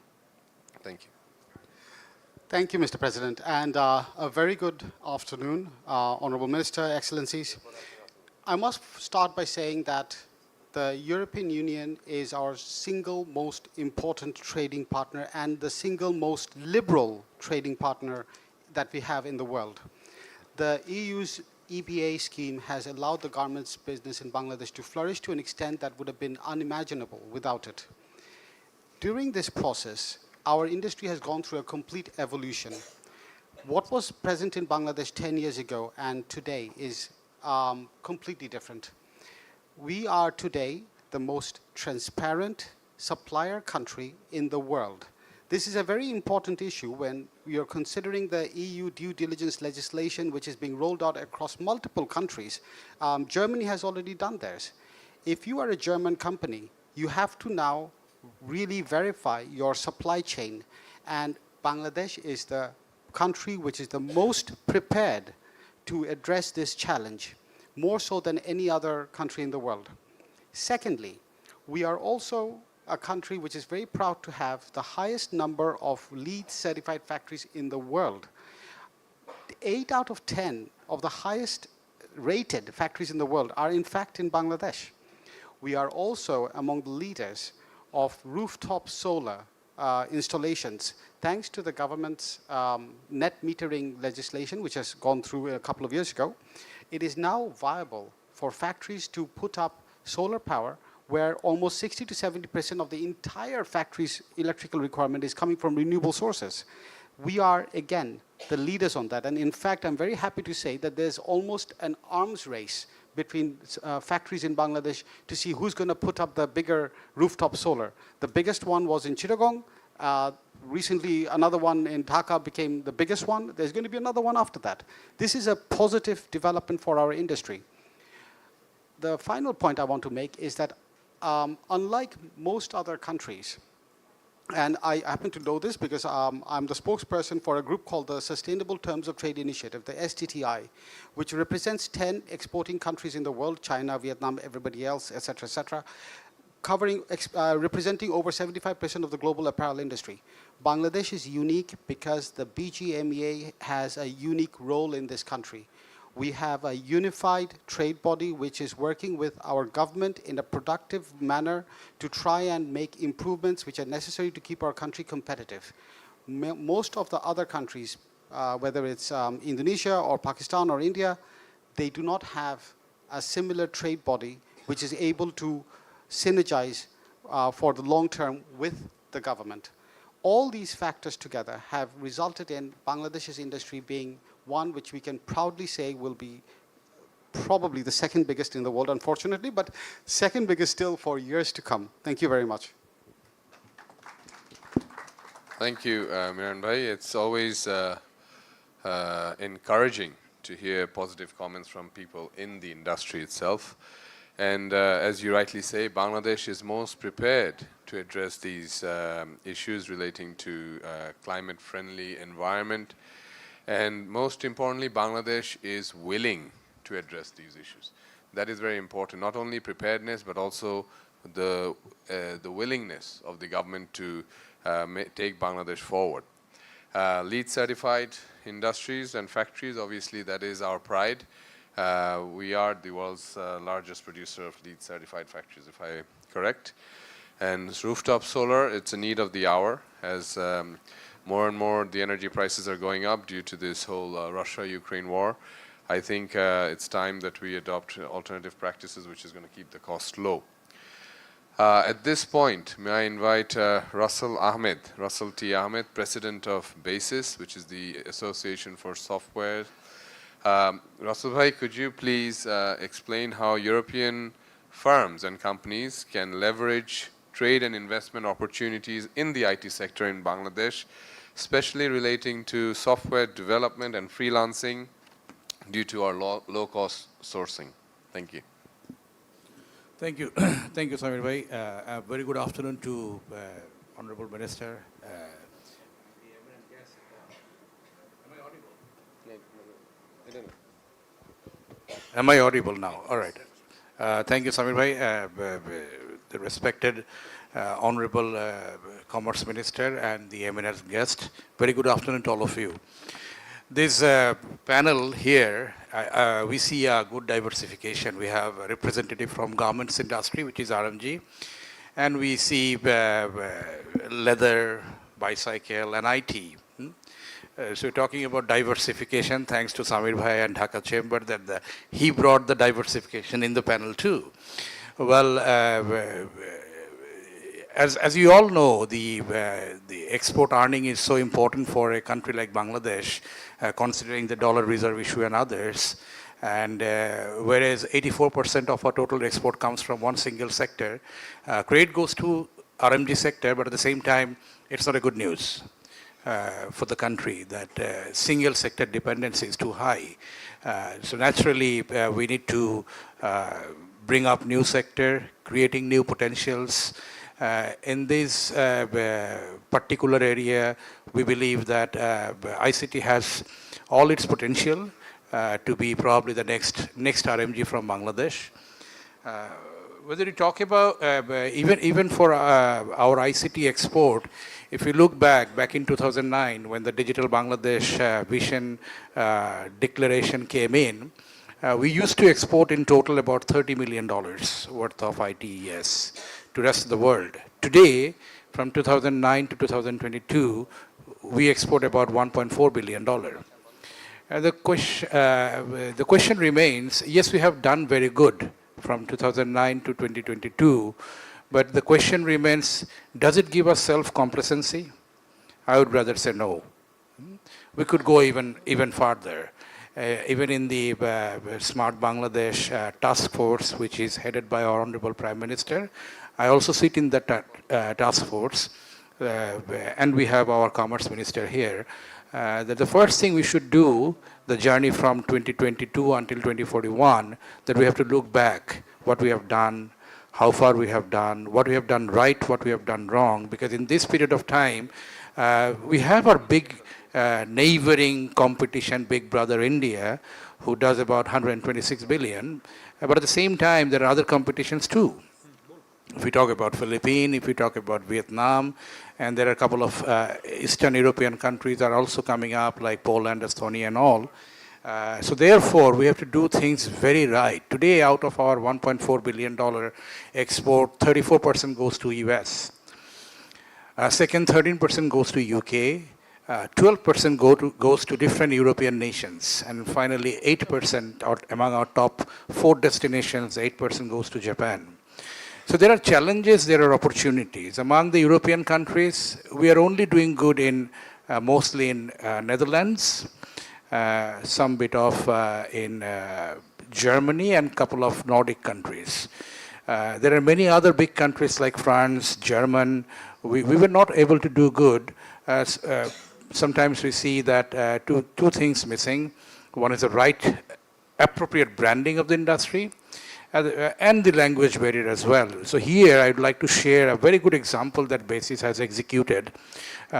With Japan back in 2016, we realized Japan has a very big market, but the Japanese language and culture has been a biggest roadblocker. Then we formed Japan Desk with the help of JICA, JETRO, and a couple of Japanese universities. We launched Japanese language training in BASIS. We launched Japanese cultural training in BASIS. And today, from 2016 to 2022, Japan became the 4th highest export destination for ICT industry. Approximately 84 companies are exporting in Japan. And most importantly, last year, JETRO had a survey among the Japanese companies who outsource from different parts of the world. And Bangladesh name came on top in that survey that they want to continue business with Bangladeshis. So similarly, we can actually do variety of programs. In recent past, we made a visit to UK, few of the European countries and US and Japan too.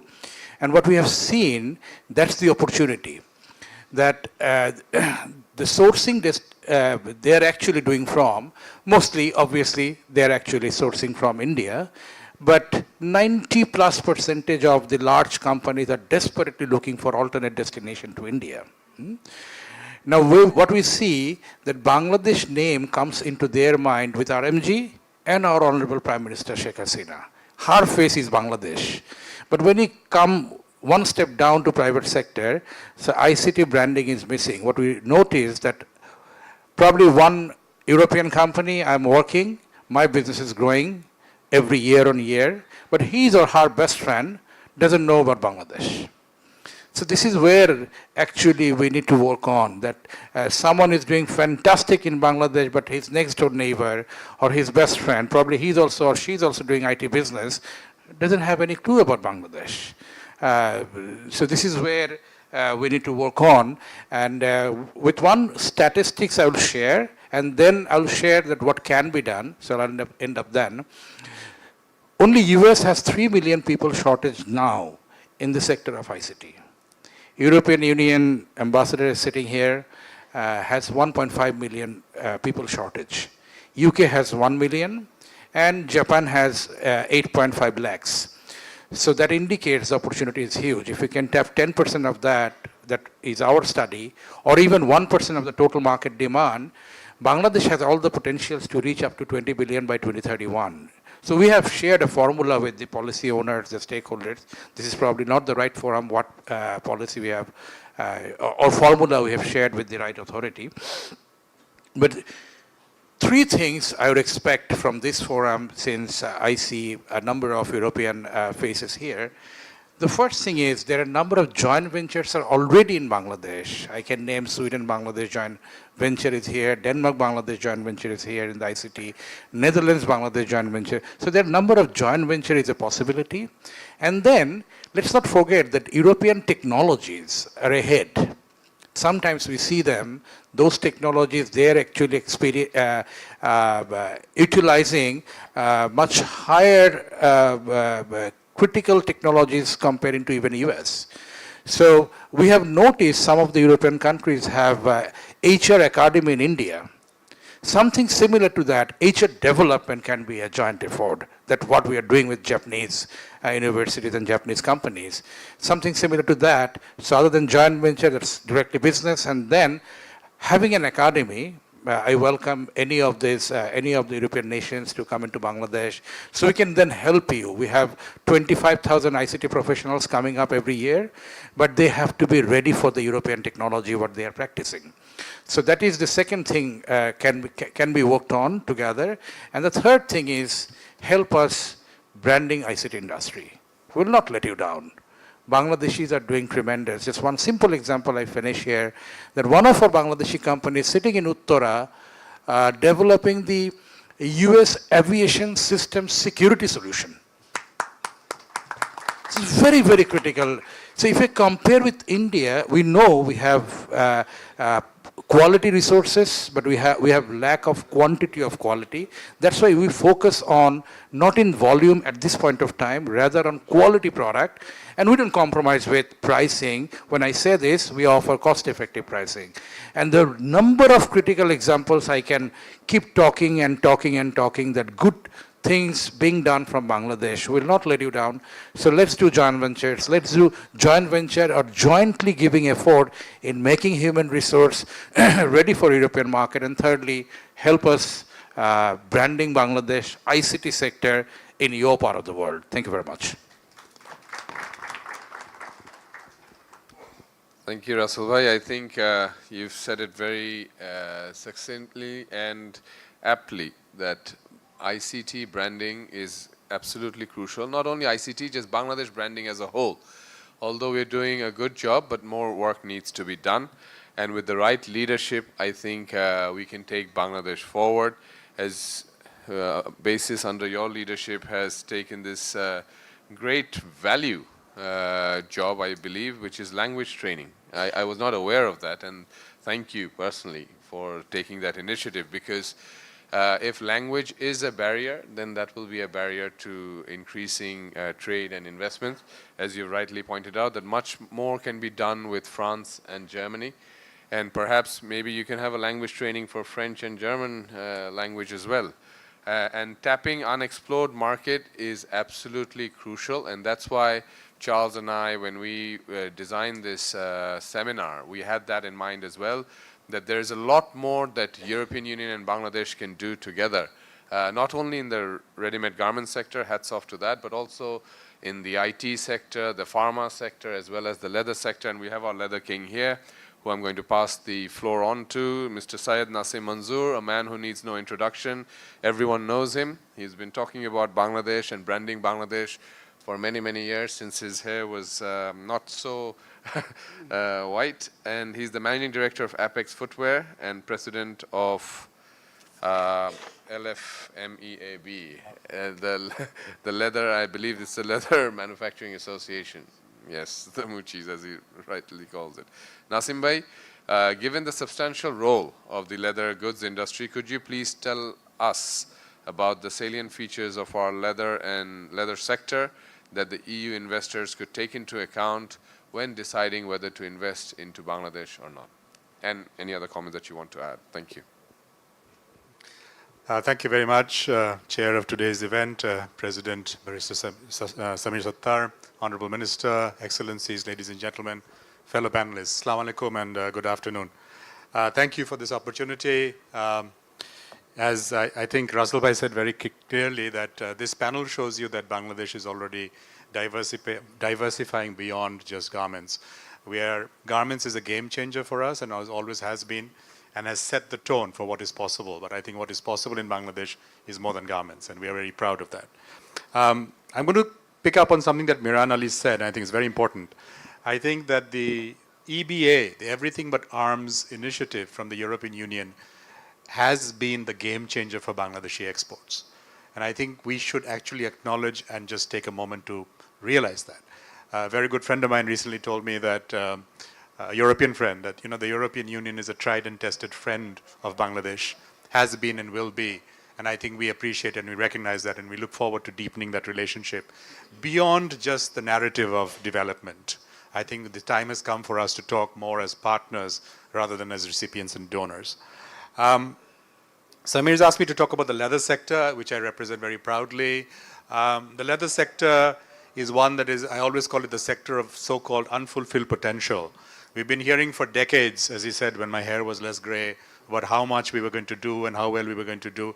And we've come a long way. And I think part of the problem is, again, as my previous two speakers have said, in many cases, Bangladesh has a great product, but we don't know how to market that product as well, whether it's IT or bicycles or leather. The narrative for leather in Bangladesh is Hazaribagh, which is closed, but which was at one time, unfortunately for us, one of the most polluted spots in the world. From there, we've shifted. It's an ongoing process. The Ministry of Commerce is deeply involved. BIDA is deeply involved. The Honorable Principal Secretary is deeply involved. The Prime Minister's Office is deeply involved. And I'm proud to tell you that the highest rating for the leather industry is something called the Leather Working Group, LWG. And we have LWG Gold tanneries in Bangladesh. We have LWG Gold certified factories in Bangladesh. We have brands such as Timberland, Picard, Michael Kors, Puma, just to name a few, producing and sourcing sustainably from ethical factories in Bangladesh. So I think the first fundamental fallacy that I would like to address is that leather itself is not polluting. Leather is produced in polluting circumstances. Just like plastic doesn't have to be polluting, plastic can be managed. And I think the government of Bangladesh, because we are blessed with almost 1.7% of the global livestock population, cows and goats, we have tremendous raw material advantage. Look at what we've done without having cotton. Look at where we've gone, and we've got all this raw material and we can't transform that. A mention was made by Ambassador Charles of Vietnam. And it's very sad, I agree with him, that the FDI stock of the EU into Vietnam is so much bigger than us. Ladies and gentlemen, there are more Bangladeshis than Thais and Vietnamese combined. What are we ignoring here? You're ignoring a market. So when I talk to our European partners, or when we go to them as business, the first thing we say is, have you realized there's a little market here called Bangladesh? There's 165, 167 million consumers who we estimate about 32 million, what we call MAC, middle and affluent class, who can buy Movenpick ice cream. Some of them, like some of my friends here, can buy BMW cars. Some of them can buy Perrier as well. And then there's one great brand, which I must tell you, which I have loved, and this is a little bit of my Italian bias, is Pedrolo pumps. for some of our recent ambassadors, this is a great company who came here, I think, maybe 25, 30 years ago. The amount of CSR that they did, the amount of work they did in our community, it was something as simple as a water pump. And it was known throughout the length of Bangladesh and breadth of Bangladesh as the best pump. The cheap Chinese competition couldn't compete with Pedrolo because they had service, they had plant, and they invested in Bangladesh, which leads me to my point. We need more European companies to invest in Bangladesh in manufacturing. I think that is my personal approach. If you look at localizing the supply chain now, that is the global trend. Make in Bangladesh for Bangladesh. I think that's where the opportunity lies. Second opportunity is make for the regional market. Bangladesh, thanks to the great work done by our Honorable Prime Minister and the Ministry of Commerce led by our Honorable Minister, we have duty-free, quota-free access still to almost 3.5 billion people on the planet. So let's make it Bangladesh, sell to India, sell to China. Those are the two biggest markets in the world right now, right? You can sell to Korea duty-free, we can sell to Australia duty-free. So you're not looking at it just for the local market, which is huge, but also for export. I think the other point that I would like to talk about is actually the connectivity to the global value chains, right? These are all fancy terms that consultants get paid a lot of money every time there's a new supply chain, now it's GVCs. But very simply, as Miran and I and you know, all of us who work in export, we are at the manufacturing, we are at the, shall I say, the low end of the food chain. Where is the fun part? It's at the brand and the distribution. So you've got European partners who possibly need investment, who need capital, who need know-how. We've got the manufacturing capabilities. Why don't we allow these trans-border alliances to happen more easily? Yes, there is a foreign currency problem right now, we all know, but this is temporary. This is not going to be there forever. So we would like to see encouragement of Bangladeshi companies being allowed to invest out, to purchase and invest in supply chains and distribution channels outside in Europe. And we also want to see European brands investing in the supply chain. This is where, yes, certain big brands will not do that, but I see the middle-sized companies who are the power of Europe want to do it. What's missing? Knowledge. What's missing is they have a lack of confidence in Bangladesh. And as we heard in the previous panel, the good stories don't get told. Let's talk about the good stories. British American Tobacco, even though it's a product that we don't necessarily want to promote, their factory in Bangladesh is the most productive factory in the world. They send people to Poland to teach people how to run a factory. Coats Bangladesh, which makes thread in Bangladesh, is the most productive in their entire group. One of the most sustainable leather tannery groups out of Germany is now looking at setting up operations in Bangladesh. So you're telling me Bangladesh is not sustainable? Yes, there are opportunities. Yes, there is room to grow. If you look at the ESG part of it, right, as Miran said, I love it, it's an arms race to who can be more green. Great. Are we getting the right price for that? No. I was talking to my friend the other day. Where is the green fund? Where is the money to do all these conversions? It's costing us hundreds and millions of dollars, which, by the way, we're buying European equipment. But I don't know how to get that money. I've tried for 20 years. I've given up now. So we need a little bit more transparency on how this funding can happen from the European Union. Last but not least, I think in terms of the other opportunity is the apprenticeship vocational educational system. I really want to stress this in front of our Honorable Minister and our Executive Chair, that I think, with all due respect, we have more than enough private universities in Bangladesh. We lack technical skills. We lack now food technicians, lab technicians, X-ray technicians. We lack people in retail. I see my friend Thala here nodding his head. We want to give people money to do visual merchandising. Now, the reality is, ladies and gentlemen, it's almost competitive to hire someone from the south of Europe to come and work in Bangladesh. And I'm not going to name the countries, but I know. Because the salaries we pay, by the way, are not low anymore. So where is that training happening? Why can't we set up these training institutes, visual merchandising, food, safety, health, retail, and I can go on and on. Floor manufacturing. My friend Jan is here from the German embassy. We had a great visit the other day. We need such a lot of help in industrial engineering, productivity management on the floor. These are opportunities for European companies to invest, not to give us free. Nothing is free. There is no free lunch. Unless you're giving us a lunch afterwards, we'll see. That's not free. You're making me talk for the lunch, right? Honorable Minister is listening. I think we need European investment in skills transfer and technology. We've seen a lot of companies come and go from other countries. I won't name the country. It's been very sad. And I recognize the BIDA chairman here because, sir, if you can incentivize this, you need to make it easier for companies to set up service companies. All the JVs don't necessarily have to be manufacturing. Service is a big role, and my friend here from Basis, Russell Bhai, has already mentioned that. Last but not least, I think as Ambassador Charles said, the relationship between the EU and Bangladesh is much more than just trade. It's much, much more than just investment. It's based on people-to-people connection.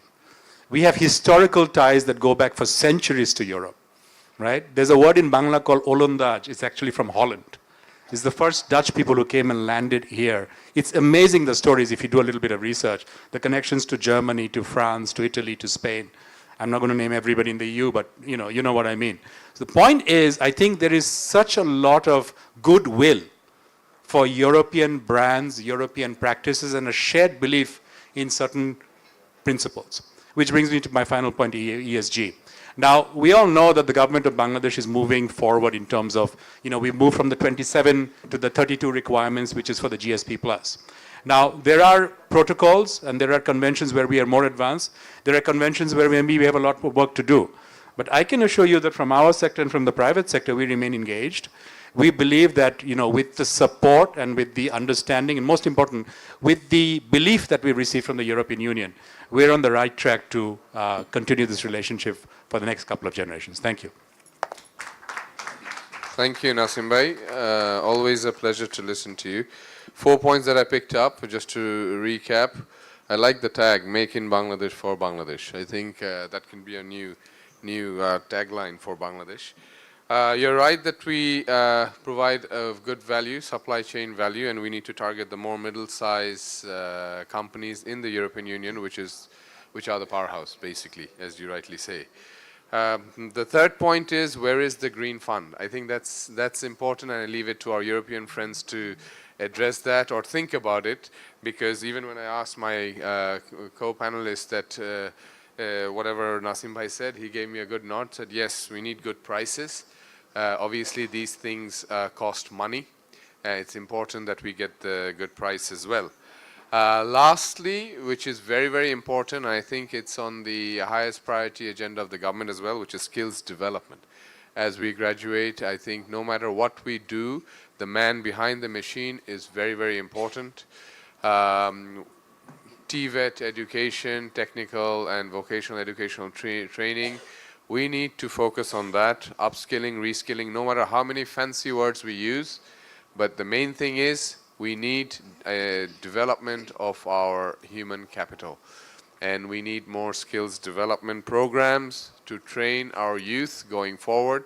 We are graduating in 2026 and we need to be prepared. With this note, I'd like to thank Zia Bhai again, Miran Bhai, Mushtaq Bhai, Russell Bhai and Nasim Bhai again for giving us your valuable time and comments. I'm sure this will all be put together in a note and sent to the relevant ministry as well as to the various missions here, the European missions, and then we can perhaps work together to take this forward. Thank you very much, and with that I close this session. And please do join us for lunch after our closing speech by our chief guest and special guests. Thank you.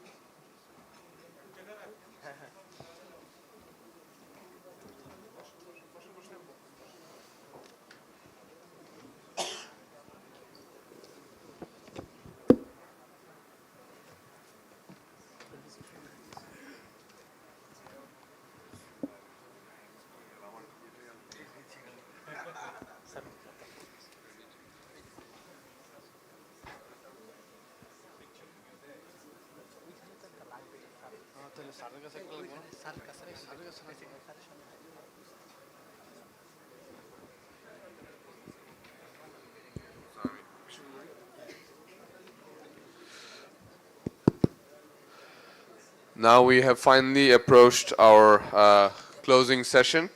Let me call upon our special guest, Mr. Lokman Hossein Mia, who is the Executive Chairman of Bangladesh Investment Development Authority, Prime Minister's Office of the Government of Bangladesh. To my knowledge and to my experience, I believe he is one of the most hardworking executive chairmen I have seen. So thank you, Mr. Mia, for taking such a leadership role in BIDA. Could you please enlighten the European companies and investors with the role of BIDA and what the investment environment is to encourage foreign investments? আপনারা একটু কথা কম বলেন তাহলে আমাদের জন্য সুবিধা হয়।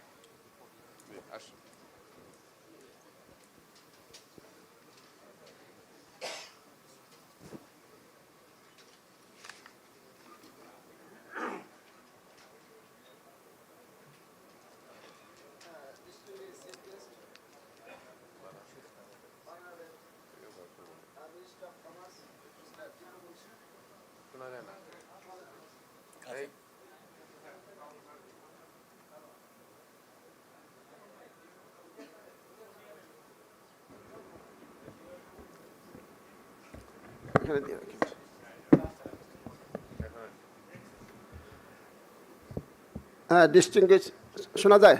Now it is clear? Thank you very much. লম্বার একটু সমস্যা আছে। Distinguished Chief Guest, Honorable Minister of Commerce, Mr. Tipu Munshi, Ambassador and Head of the Delegation of the European Union in Bangladesh, His Excellency Mr. Charles Whitley, President Dhaka Chamber of Commerce and Industry, Barrister Mr. Samir Sattar, Excellency Ambassador, respected panelists and business leader, friends from media, ladies and gentlemen, Assalamu alaikum and very good afternoon all. I will begin by thanking by the DCCI and delegation of the European Union to Bangladesh for organizing this seminar and for inviting me. Under the leader of Honorable Prime Minister Sheikh Hasina, Bangladesh has become one of the most attractive economic of the world. We became the 5th resilient country in the world. In this journey, the European Union has been one of our biggest and most valuable partners. Bangladesh is the second largest apparel export to the European Union. You know, there is a very success story in our RMG sector. Out of top 15 green RMG factory, top 10 in Bangladesh.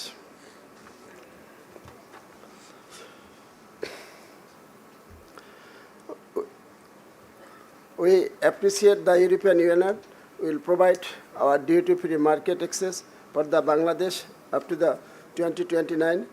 I am also confident that we will meet EU and very important criteria of the getting the GSP Plus factory also. We also deeply appreciate the European Union for its $50 million loans to Bangladesh for the health sector during the COVID pandemic. I have opportunity during the COVID pandemic. Myself was the Senior Secretary of Ministry of Health. I am really grateful on behalf of Bangladesh to the European Union. European Union, they donated several million doses of vaccine. With this help of the vaccine, we very successfully managed the COVID pandemic.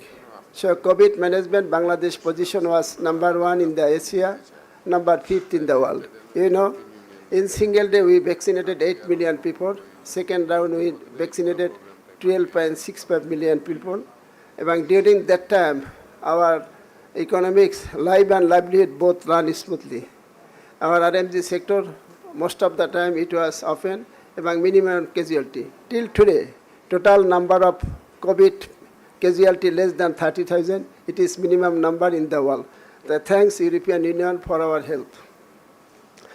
Distinguished guests, we know that the reform of the key to more FDI from the EU. We are very willingly to work directly with the EU and the partner in the reform spaces.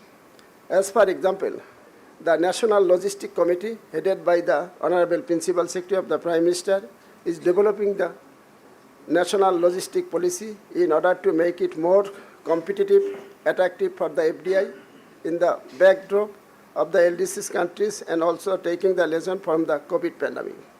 European Union share in our net FDI increase from 8% to 17% last year. It is near about 254 million to 623 million.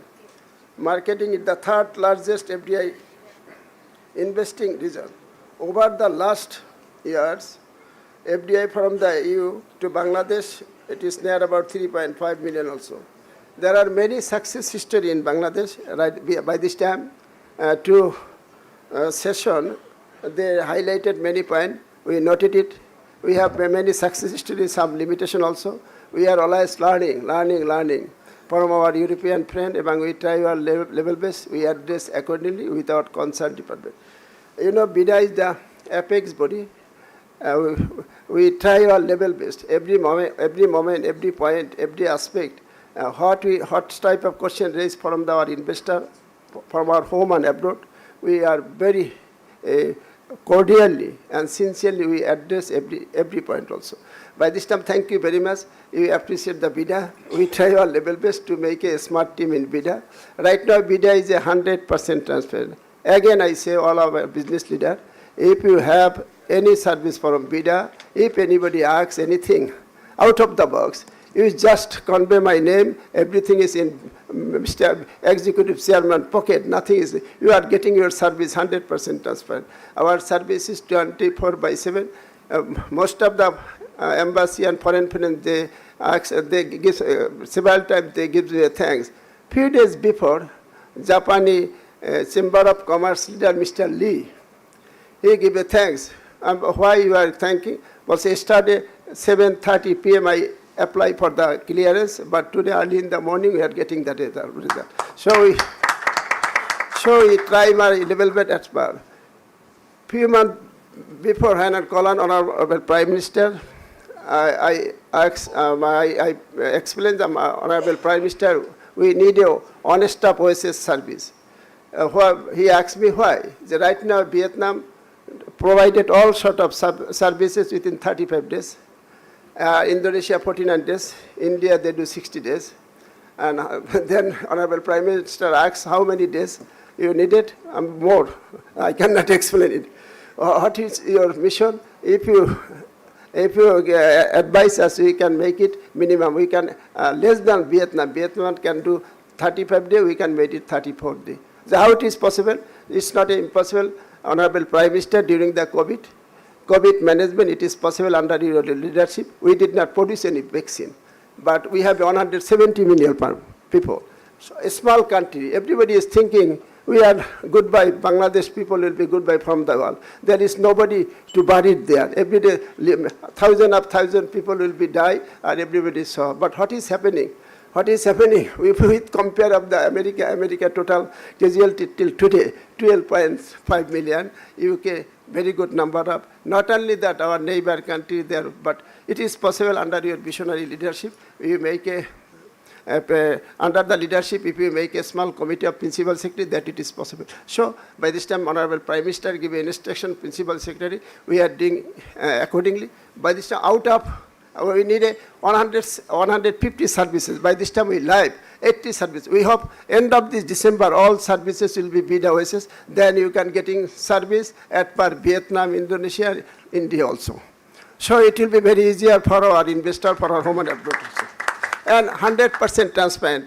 Also, you can pay the service fee any part of the world also. We have many success stories. By this time, we are the second position in RMG sector. We are the second largest freelancing country in the world. Right now, we have a 7 lakh freelancer also. We are the second largest fish producing country in the world. We are the second largest vegetable producer in the world. We are the number one jute and jute good producing country in the world. Communication, last 15 years under the visionary leadership, there is a dynamic and visionary sense in our country. Mega projects like Padma Bridge, a tunnel, third terminal will be open. It's next month also. Mega project also. By this time, JICA, with the help of the JICA, Matarbari Deep Support, they complete their survey and they are working. We hope that in 2030, Matarbari Deep Support will be offered. Its normal depth 18.9 meters. So all kinds of mother vessels they can avail it. Matarbari Deep Seaport, it will be one of the game-changing projects for Bangladesh. Not only that, this seaport will use Asia, all Asia also. It will be as well as Singapore also. We hope very good days are coming. There is a second important airport in Cox's Bazar. We have one of the largest cities. We can use the Cox's Bazar airport also. By this time, we have all connectivity, road, water, rail, all connectivity is there. By this time, we have established 100 special economic zone. By this time, Japan, Korea, and many India and many countries, China, many countries, they have chosen the special economic zone. I request the European Union, they are very good friend from our journey, they are very good partner. They choose a special economic zone for European Union. That will be better.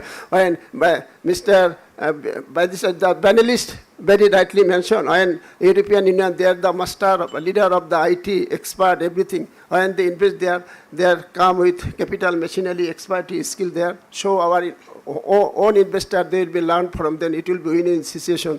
So from this session, I request the European Union ambassador to have use a special economic zone for European Union. BIDA and Honorable Commerce Minister there will help from your work. We believe that Bangladesh, we have a very good domestic market. Right now we have 170 million people. Last 15 years, there are 35, Mr. Apex group of MD, he rightly mentioned, 35 lakh population develop. In 2030, we will be the 9th largest consuming country in the world, overpassing UK and German also. So not only that, if you invest here, you can enjoy the 300 crore people market. India and China, we have a huge market also. We have a very successful story, especially pharmaceutical. We fulfill our 98% demand, and we export near about 152 countries also, in the world also. So I request him, there is a huge potential in this sector also. Not only that, only sector is very important, then our European friends, they can invest here. That is medical equipment. I have opportunity to work in health sector. Only 2% we produce, 90% we export. So European, you have a high tech, you are the expert, you are the leader of the technology. There is a very good sector, medical equipment. Many sectors are there, especially I think this is a very potentiality there. Of course, IT and many sectors are there, automobile, auto engineering, shipbuilding also, especially medical equipment, you can invest there. This is a very vital sector is there. As a BIDA chairman, I feel because I was health secretary, human life is very much important. During COVID, I saw what is, everybody is make a telephone, Mr. Secretary, please notate my telephone and send me to save me. I reply there, Almighty Allah save you, no, don't worry, everybody are ready. How to manage the Azrael? Azrael is a very successful person, nobody can manage. He is a very, Azrael, nobody can manage. Everything can manage, but nobody can manage in Azrael. So everybody is very much worried about Azrael. So medical, we need develop our medical side. If medical sciences develop, that will be better for us. Last year, there are about 15 lakh people, they travel medical tourism in India. Very good number of people travel in Thailand also. There are very good number of people, those who are top class, they fly in India also. So there is a huge potential to invest in here in medical side also. So from this important seminar, I request our foreign friend, especially European friend, you please invest this sector. There is a huge potentiality. Life is very important. So you can, I am happy to know that recommendation, this seminar will be taken into the consideration up to the European Bangladesh Business Climate Dialogue. As the Apex Investment Promotion Agency of BIDA, working regularly with business from the EU, we are also the lead agency for the coordinating business climate reform in Bangladesh. BIDA has created the Bangladesh Investment Climate Investment Program, BICI. It's our own program. Before that, there is a ease of doing business. It was led by the World Bank, but World Bank stopped it. But we make this our own philosophy. We follow how to promote the business in our country. To implement holistic reform under the 7 pillars, which are the business entry and exit, the technology, adaptation, industrial infrastructure, logistics, cross-border trade and business, commercial dispute resolution and labor resolution, tax regime, financial and non-financial incentive and access to finance. The reform under the BICI are identified through the Bangladesh Business Climate Index and structural private sector feedback. A total number of 100 on reform have been proposed for the years of the 2023 and 24. Distinguished guests, foreign investors in Bangladesh are comfortable and confident their most profitable units are located there. According to the JETRO Japan survey, Bangladesh is at the top position in economic outlook and market growth potential in Asia and Oceania. 71% will do reinvestment to expand and 61% will make profit. This shows that once foreign investors come to Bangladesh, they never look back. Because Bangladesh, we have a liberal approach. Almost all sectors are open for FDI. Your investment is protected by law. 100% foreign equity and joint venture is allowed. You can import capital machinery within 1 to 3% import duty. For export-oriented industry, there is no import duty for the raw material. BIDA registered businesses enjoy reduced duty structure for raw material and imported. Full reputation of profit is allowed without permission. There are bonded warehouse facility for export-oriented businesses also. So our facilities are ready for your investment. BIDA, we have on-stop services, but this time I told ahead, BIDA work with investors in every stage of their investment for counseling to aftercare. If you start your business, we are with you and always with you. We have, right now in airport, we have a BIDA lounge. When you arrive, when your investor come, you please send an email, you can use the BIDA lounge. We request the Ministry of Civil Aviation, when new airport will be open, then we ask them that we give a very good spaces so that our businessmen use the BIDA lounges, because your time is more than money. Businessmen are very busy. One businessman fly from Japan, he have a 2 or 3 hour transit in Dhaka, then Apex MD, he can meet with businessman on a tour, then he fly to Dubai or any part of the world. We make accordingly. We try our level best to top priority our businessman. You are the blood. You are the blood in our body. Businessmen, they supply the blood. We always try our level best to better supply blood in our body. Whole nation body will be better position. So BIDA work with the investor in every stage of their investment. Industrial outside the BEBZA, we have by this time we said 100 special economic zone. High-tech parts, 109, 39 is ready, and we are ready, so any country, anybody can invest here. There is an investment, there is no range. From $1 to unlimited, you can invest in Bangladesh. BIDA provided some services, that is very much time-bound, work permit, visa recommendation, and help your import capital, machinery, and raw material also. We approve foreign loan and remittance of royalty also, know-how also. BIDA has dedicated liaison officer of European country to take care of everything of your need. Because European Union are very good friends, so we have a special desk, officer for European Union assigned for them. Distinguished gentlemen, we are very excited by the EU global gateway of the strategy.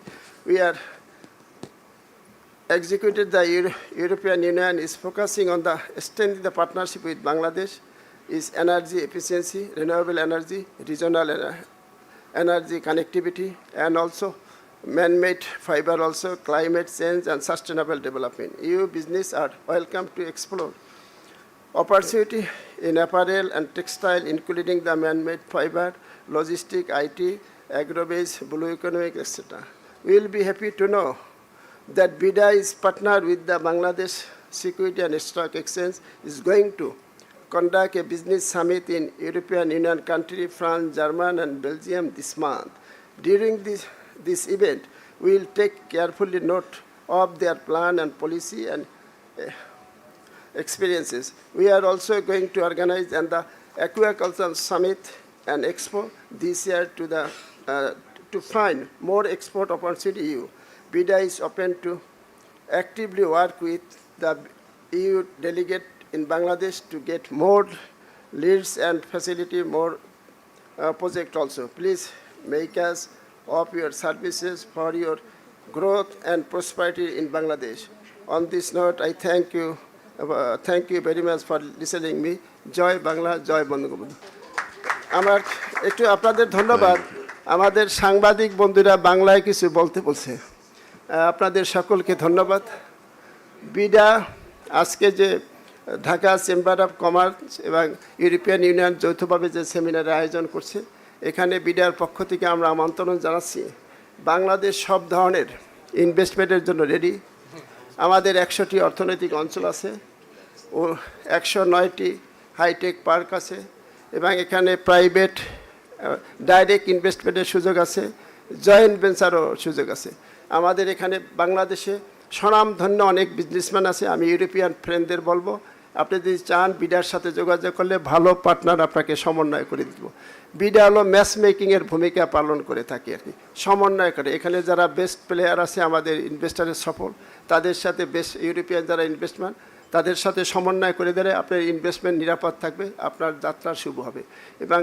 বিডার থেকে প্রায় বিডার সেবাগুলি আমরা time bound করে ফেলছি paperless করে ফেলছি আমরা আশা করি আগামী কিছুদিনের ভিতর শতভাগ সেবা আমাদের সাথে 43টি সংস্থা এবং মন্ত্রণালয় যার ভিতর আমাদের বাণিজ্য মন্ত্রী মহোদয় মন্ত্রণালয় আছে স্যারের মধ্যে তারাও 4টা সার্ভিস আমাদের ইন্টিগ্রেটেড করছে এমন করা হবে এখনই 80টি সেবা কেবলমাত্র বিডায় অ্যাপ্লাই করলে হবে এখনও আর আগামী ডিসেম্বরের ভিতর সকল সেবাগুলি বিডার মাধ্যমে আপনি বিডা একবার অ্যাপ্লাই করলে সংশ্লিষ্ট সংস্থায় চলে যাবে টাইম বাউন্ড থাকবে স্বল্প সময়ের ভিতর সেবা দিতে পারবে বিজনেসম্যানরা আমরা আশা করি বিশ্বমানের কম্পিটিটিভ সেবা পাবে এখন বাংলাদেশে প্রায় যে বিদেশি বিনিয়োগ আছে আগামীতে কয়েক গুণ বৃদ্ধি পাবে বলে আশা করি সেই সুযোগ মাননীয় প্রধানমন্ত্রীর নেতৃত্বে তৈরি হয়ে গেছে এবং আমরা সকল সংস্থা সরকার ব্যবসায়ী রাজনীতিবিদ সম্মিলিতভাবে আমাদের একটাই মিশন সেটা হলো অধিক বিনিয়োগ অতিরিক্ত বিনিয়োগ করলে আমাদের যথেষ্ট জনসম্পত্তি আছে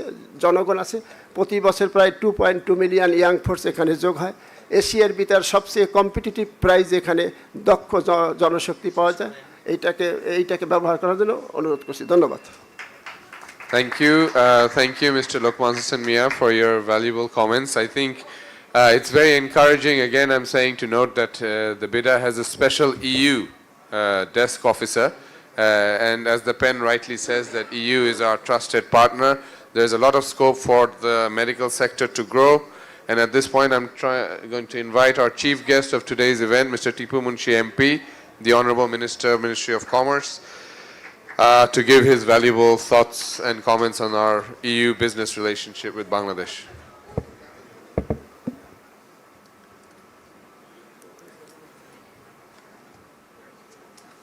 Barrister Mohammad Samir Sattar, President DCCI. Sorry, His Excellency Mr. Charles Whitley, Ambassador and Head of EU Delegation to Bangladesh. Special guest Mr. Lokman Hossain Mia, Executive Chairman BIDA.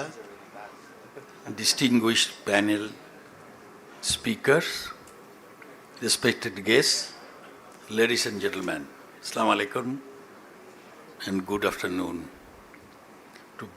To be the last speaker is really not a very good time for him because everybody becoming very hungry, I think, and maybe fed up with listening a lot of his speeches. But today, I should say, the way the speaker, the panelists spoke is really, even for me, it is really great. And I should say that that has made me some educated also.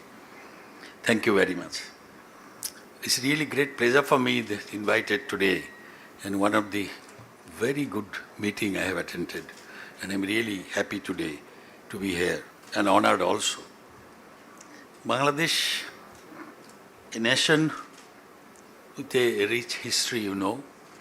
We liberated and we fought for the liberation under the leadership of our great leader, Bangabandhu Sheikh Mujibur Rahman.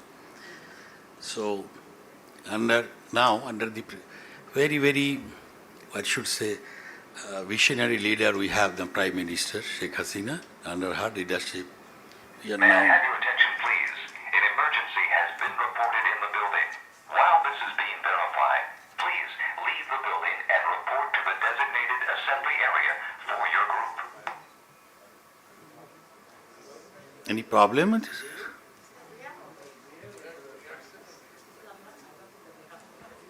একটু দেখেন তো যে কি এটা Check drill it out for us. Just check it out. Riaz একটু দেখো Before the problem comes, let us talk at least. Okay. This year marks the 50th anniversary of the establishment of Bangladesh diplomatic relations with the European Union. The EU is by far the largest export market. Okay. Thank you, Boy. Thank you so much. That's a good news at least. Okay. The EU is by far the largest export market, as almost half of Bangladesh merchandise we export to European Union. We all know that. And I do not take that much of time because already everybody, I think we already quite time we have passed already. Actually, the discussion, the ambassador, the High Commissioner, Honorable Mr. Whitley spoke what is required. He said the ILO problem, a lot of problems, but the positive side is that he said also what we have, what we've achieved, so what is possible for us. So the problems we have. আপনারা একটু kindly যদি একটু কথাটা শুনেন I'll take maximum 5 minutes, please. I do not take much of your time. Alarm দিয়ে সবার alarm বেজে গেছে The problem we are now trying to rectify that problems. We have done already a lot of things. There are some few things to do. We will be trying to do that. Today's discussion also, what I remember the speakers, the first panel and the second panel, they spoke. That is enough for us to understand what is in Bangladesh. The European Union they can assess, they can consider this speech, what they said. Just 1 month back, I was in Amsterdam, and there was a wonderful meeting, this type of seminar and all these things. And I saw the interest from that side also. So having problem, no doubt that we don't have problem, but we have the opportunities also. And we people, Bangladeshi, you see, if you go a little back, when this Rana Plaza thing happened in Bangladesh, the garment manufacturer, by the way, I'm from that sector also. I myself is a garment man, actually. For the last 38 years, I'm in that profession. So after that disaster, we thought, what is going to happen? But thanks God, that disaster has given us some opportunities also. We tried and we came back. And now I think the Miran also spoke what is the position of RMG sector in Bangladesh. The best possible factories of the world is in Bangladesh. So we made it. So I should request the investors, European Union, those who are already invested, if they really speaks about Bangladesh, we have problem, but if they really speaks about Bangladesh, listening from the investors from European Union, the new people may come to Bangladesh because they will think these people, they have invested and now they are also talking about Bangladesh. So today's discussion has shown a lot of good things also. And what are the problem we have? We are trying that. You see, when I started, if we go back to the history, in 84, 85, when I started garment factory in a 5,000 square foot building, I had to go to the office, 42 tables for the size signature to import goods. We changed that thing. Now it's a new, every day new things are coming up. You saw that Mira Ali spoke, even Manju, Nasim Munsir also. A lot of them, they are talking positively. So consider that thing, and if you all try to solve the problem what we have till date, yeah, we have banking problem, we have LC opening problem. Top level, sometime you get the positive sign, but the lower level you have problem. We agree that problems are there, but we will sort it out. We are in a, positive mood. Our Honorable Prime Minister always, she said, help the business people so that they invest. Everywhere, even yesterday, day before yesterday in London also she spoke about the investment thing. So I don't want to take much of your time. Today's discussion, I am really very happy to hear all this, what they spoke, both the panelists and Sattar, the President, and Honorable Ambassador and PIDA Chairman. Everybody spoke, and if this message goes to Europe, I think people will come, people will try Bangladesh. We have, I believe, about 40 million people we have, good purchasing capacity. We have 2.4 billion people around us, especially China and India. If our quality of our goods is good, we can export that. We have started exporting to, in the last 2 years, the increase in export is really, it shows that possibilities are there. So I don't want to take any much more of your time. Please try Bangladesh. It's a good land. Peoples are good, friendly, and we trust European Union, our good friend in future. They will show the symbol of friendship. Thank you very much. Thank you, Honorable Minister.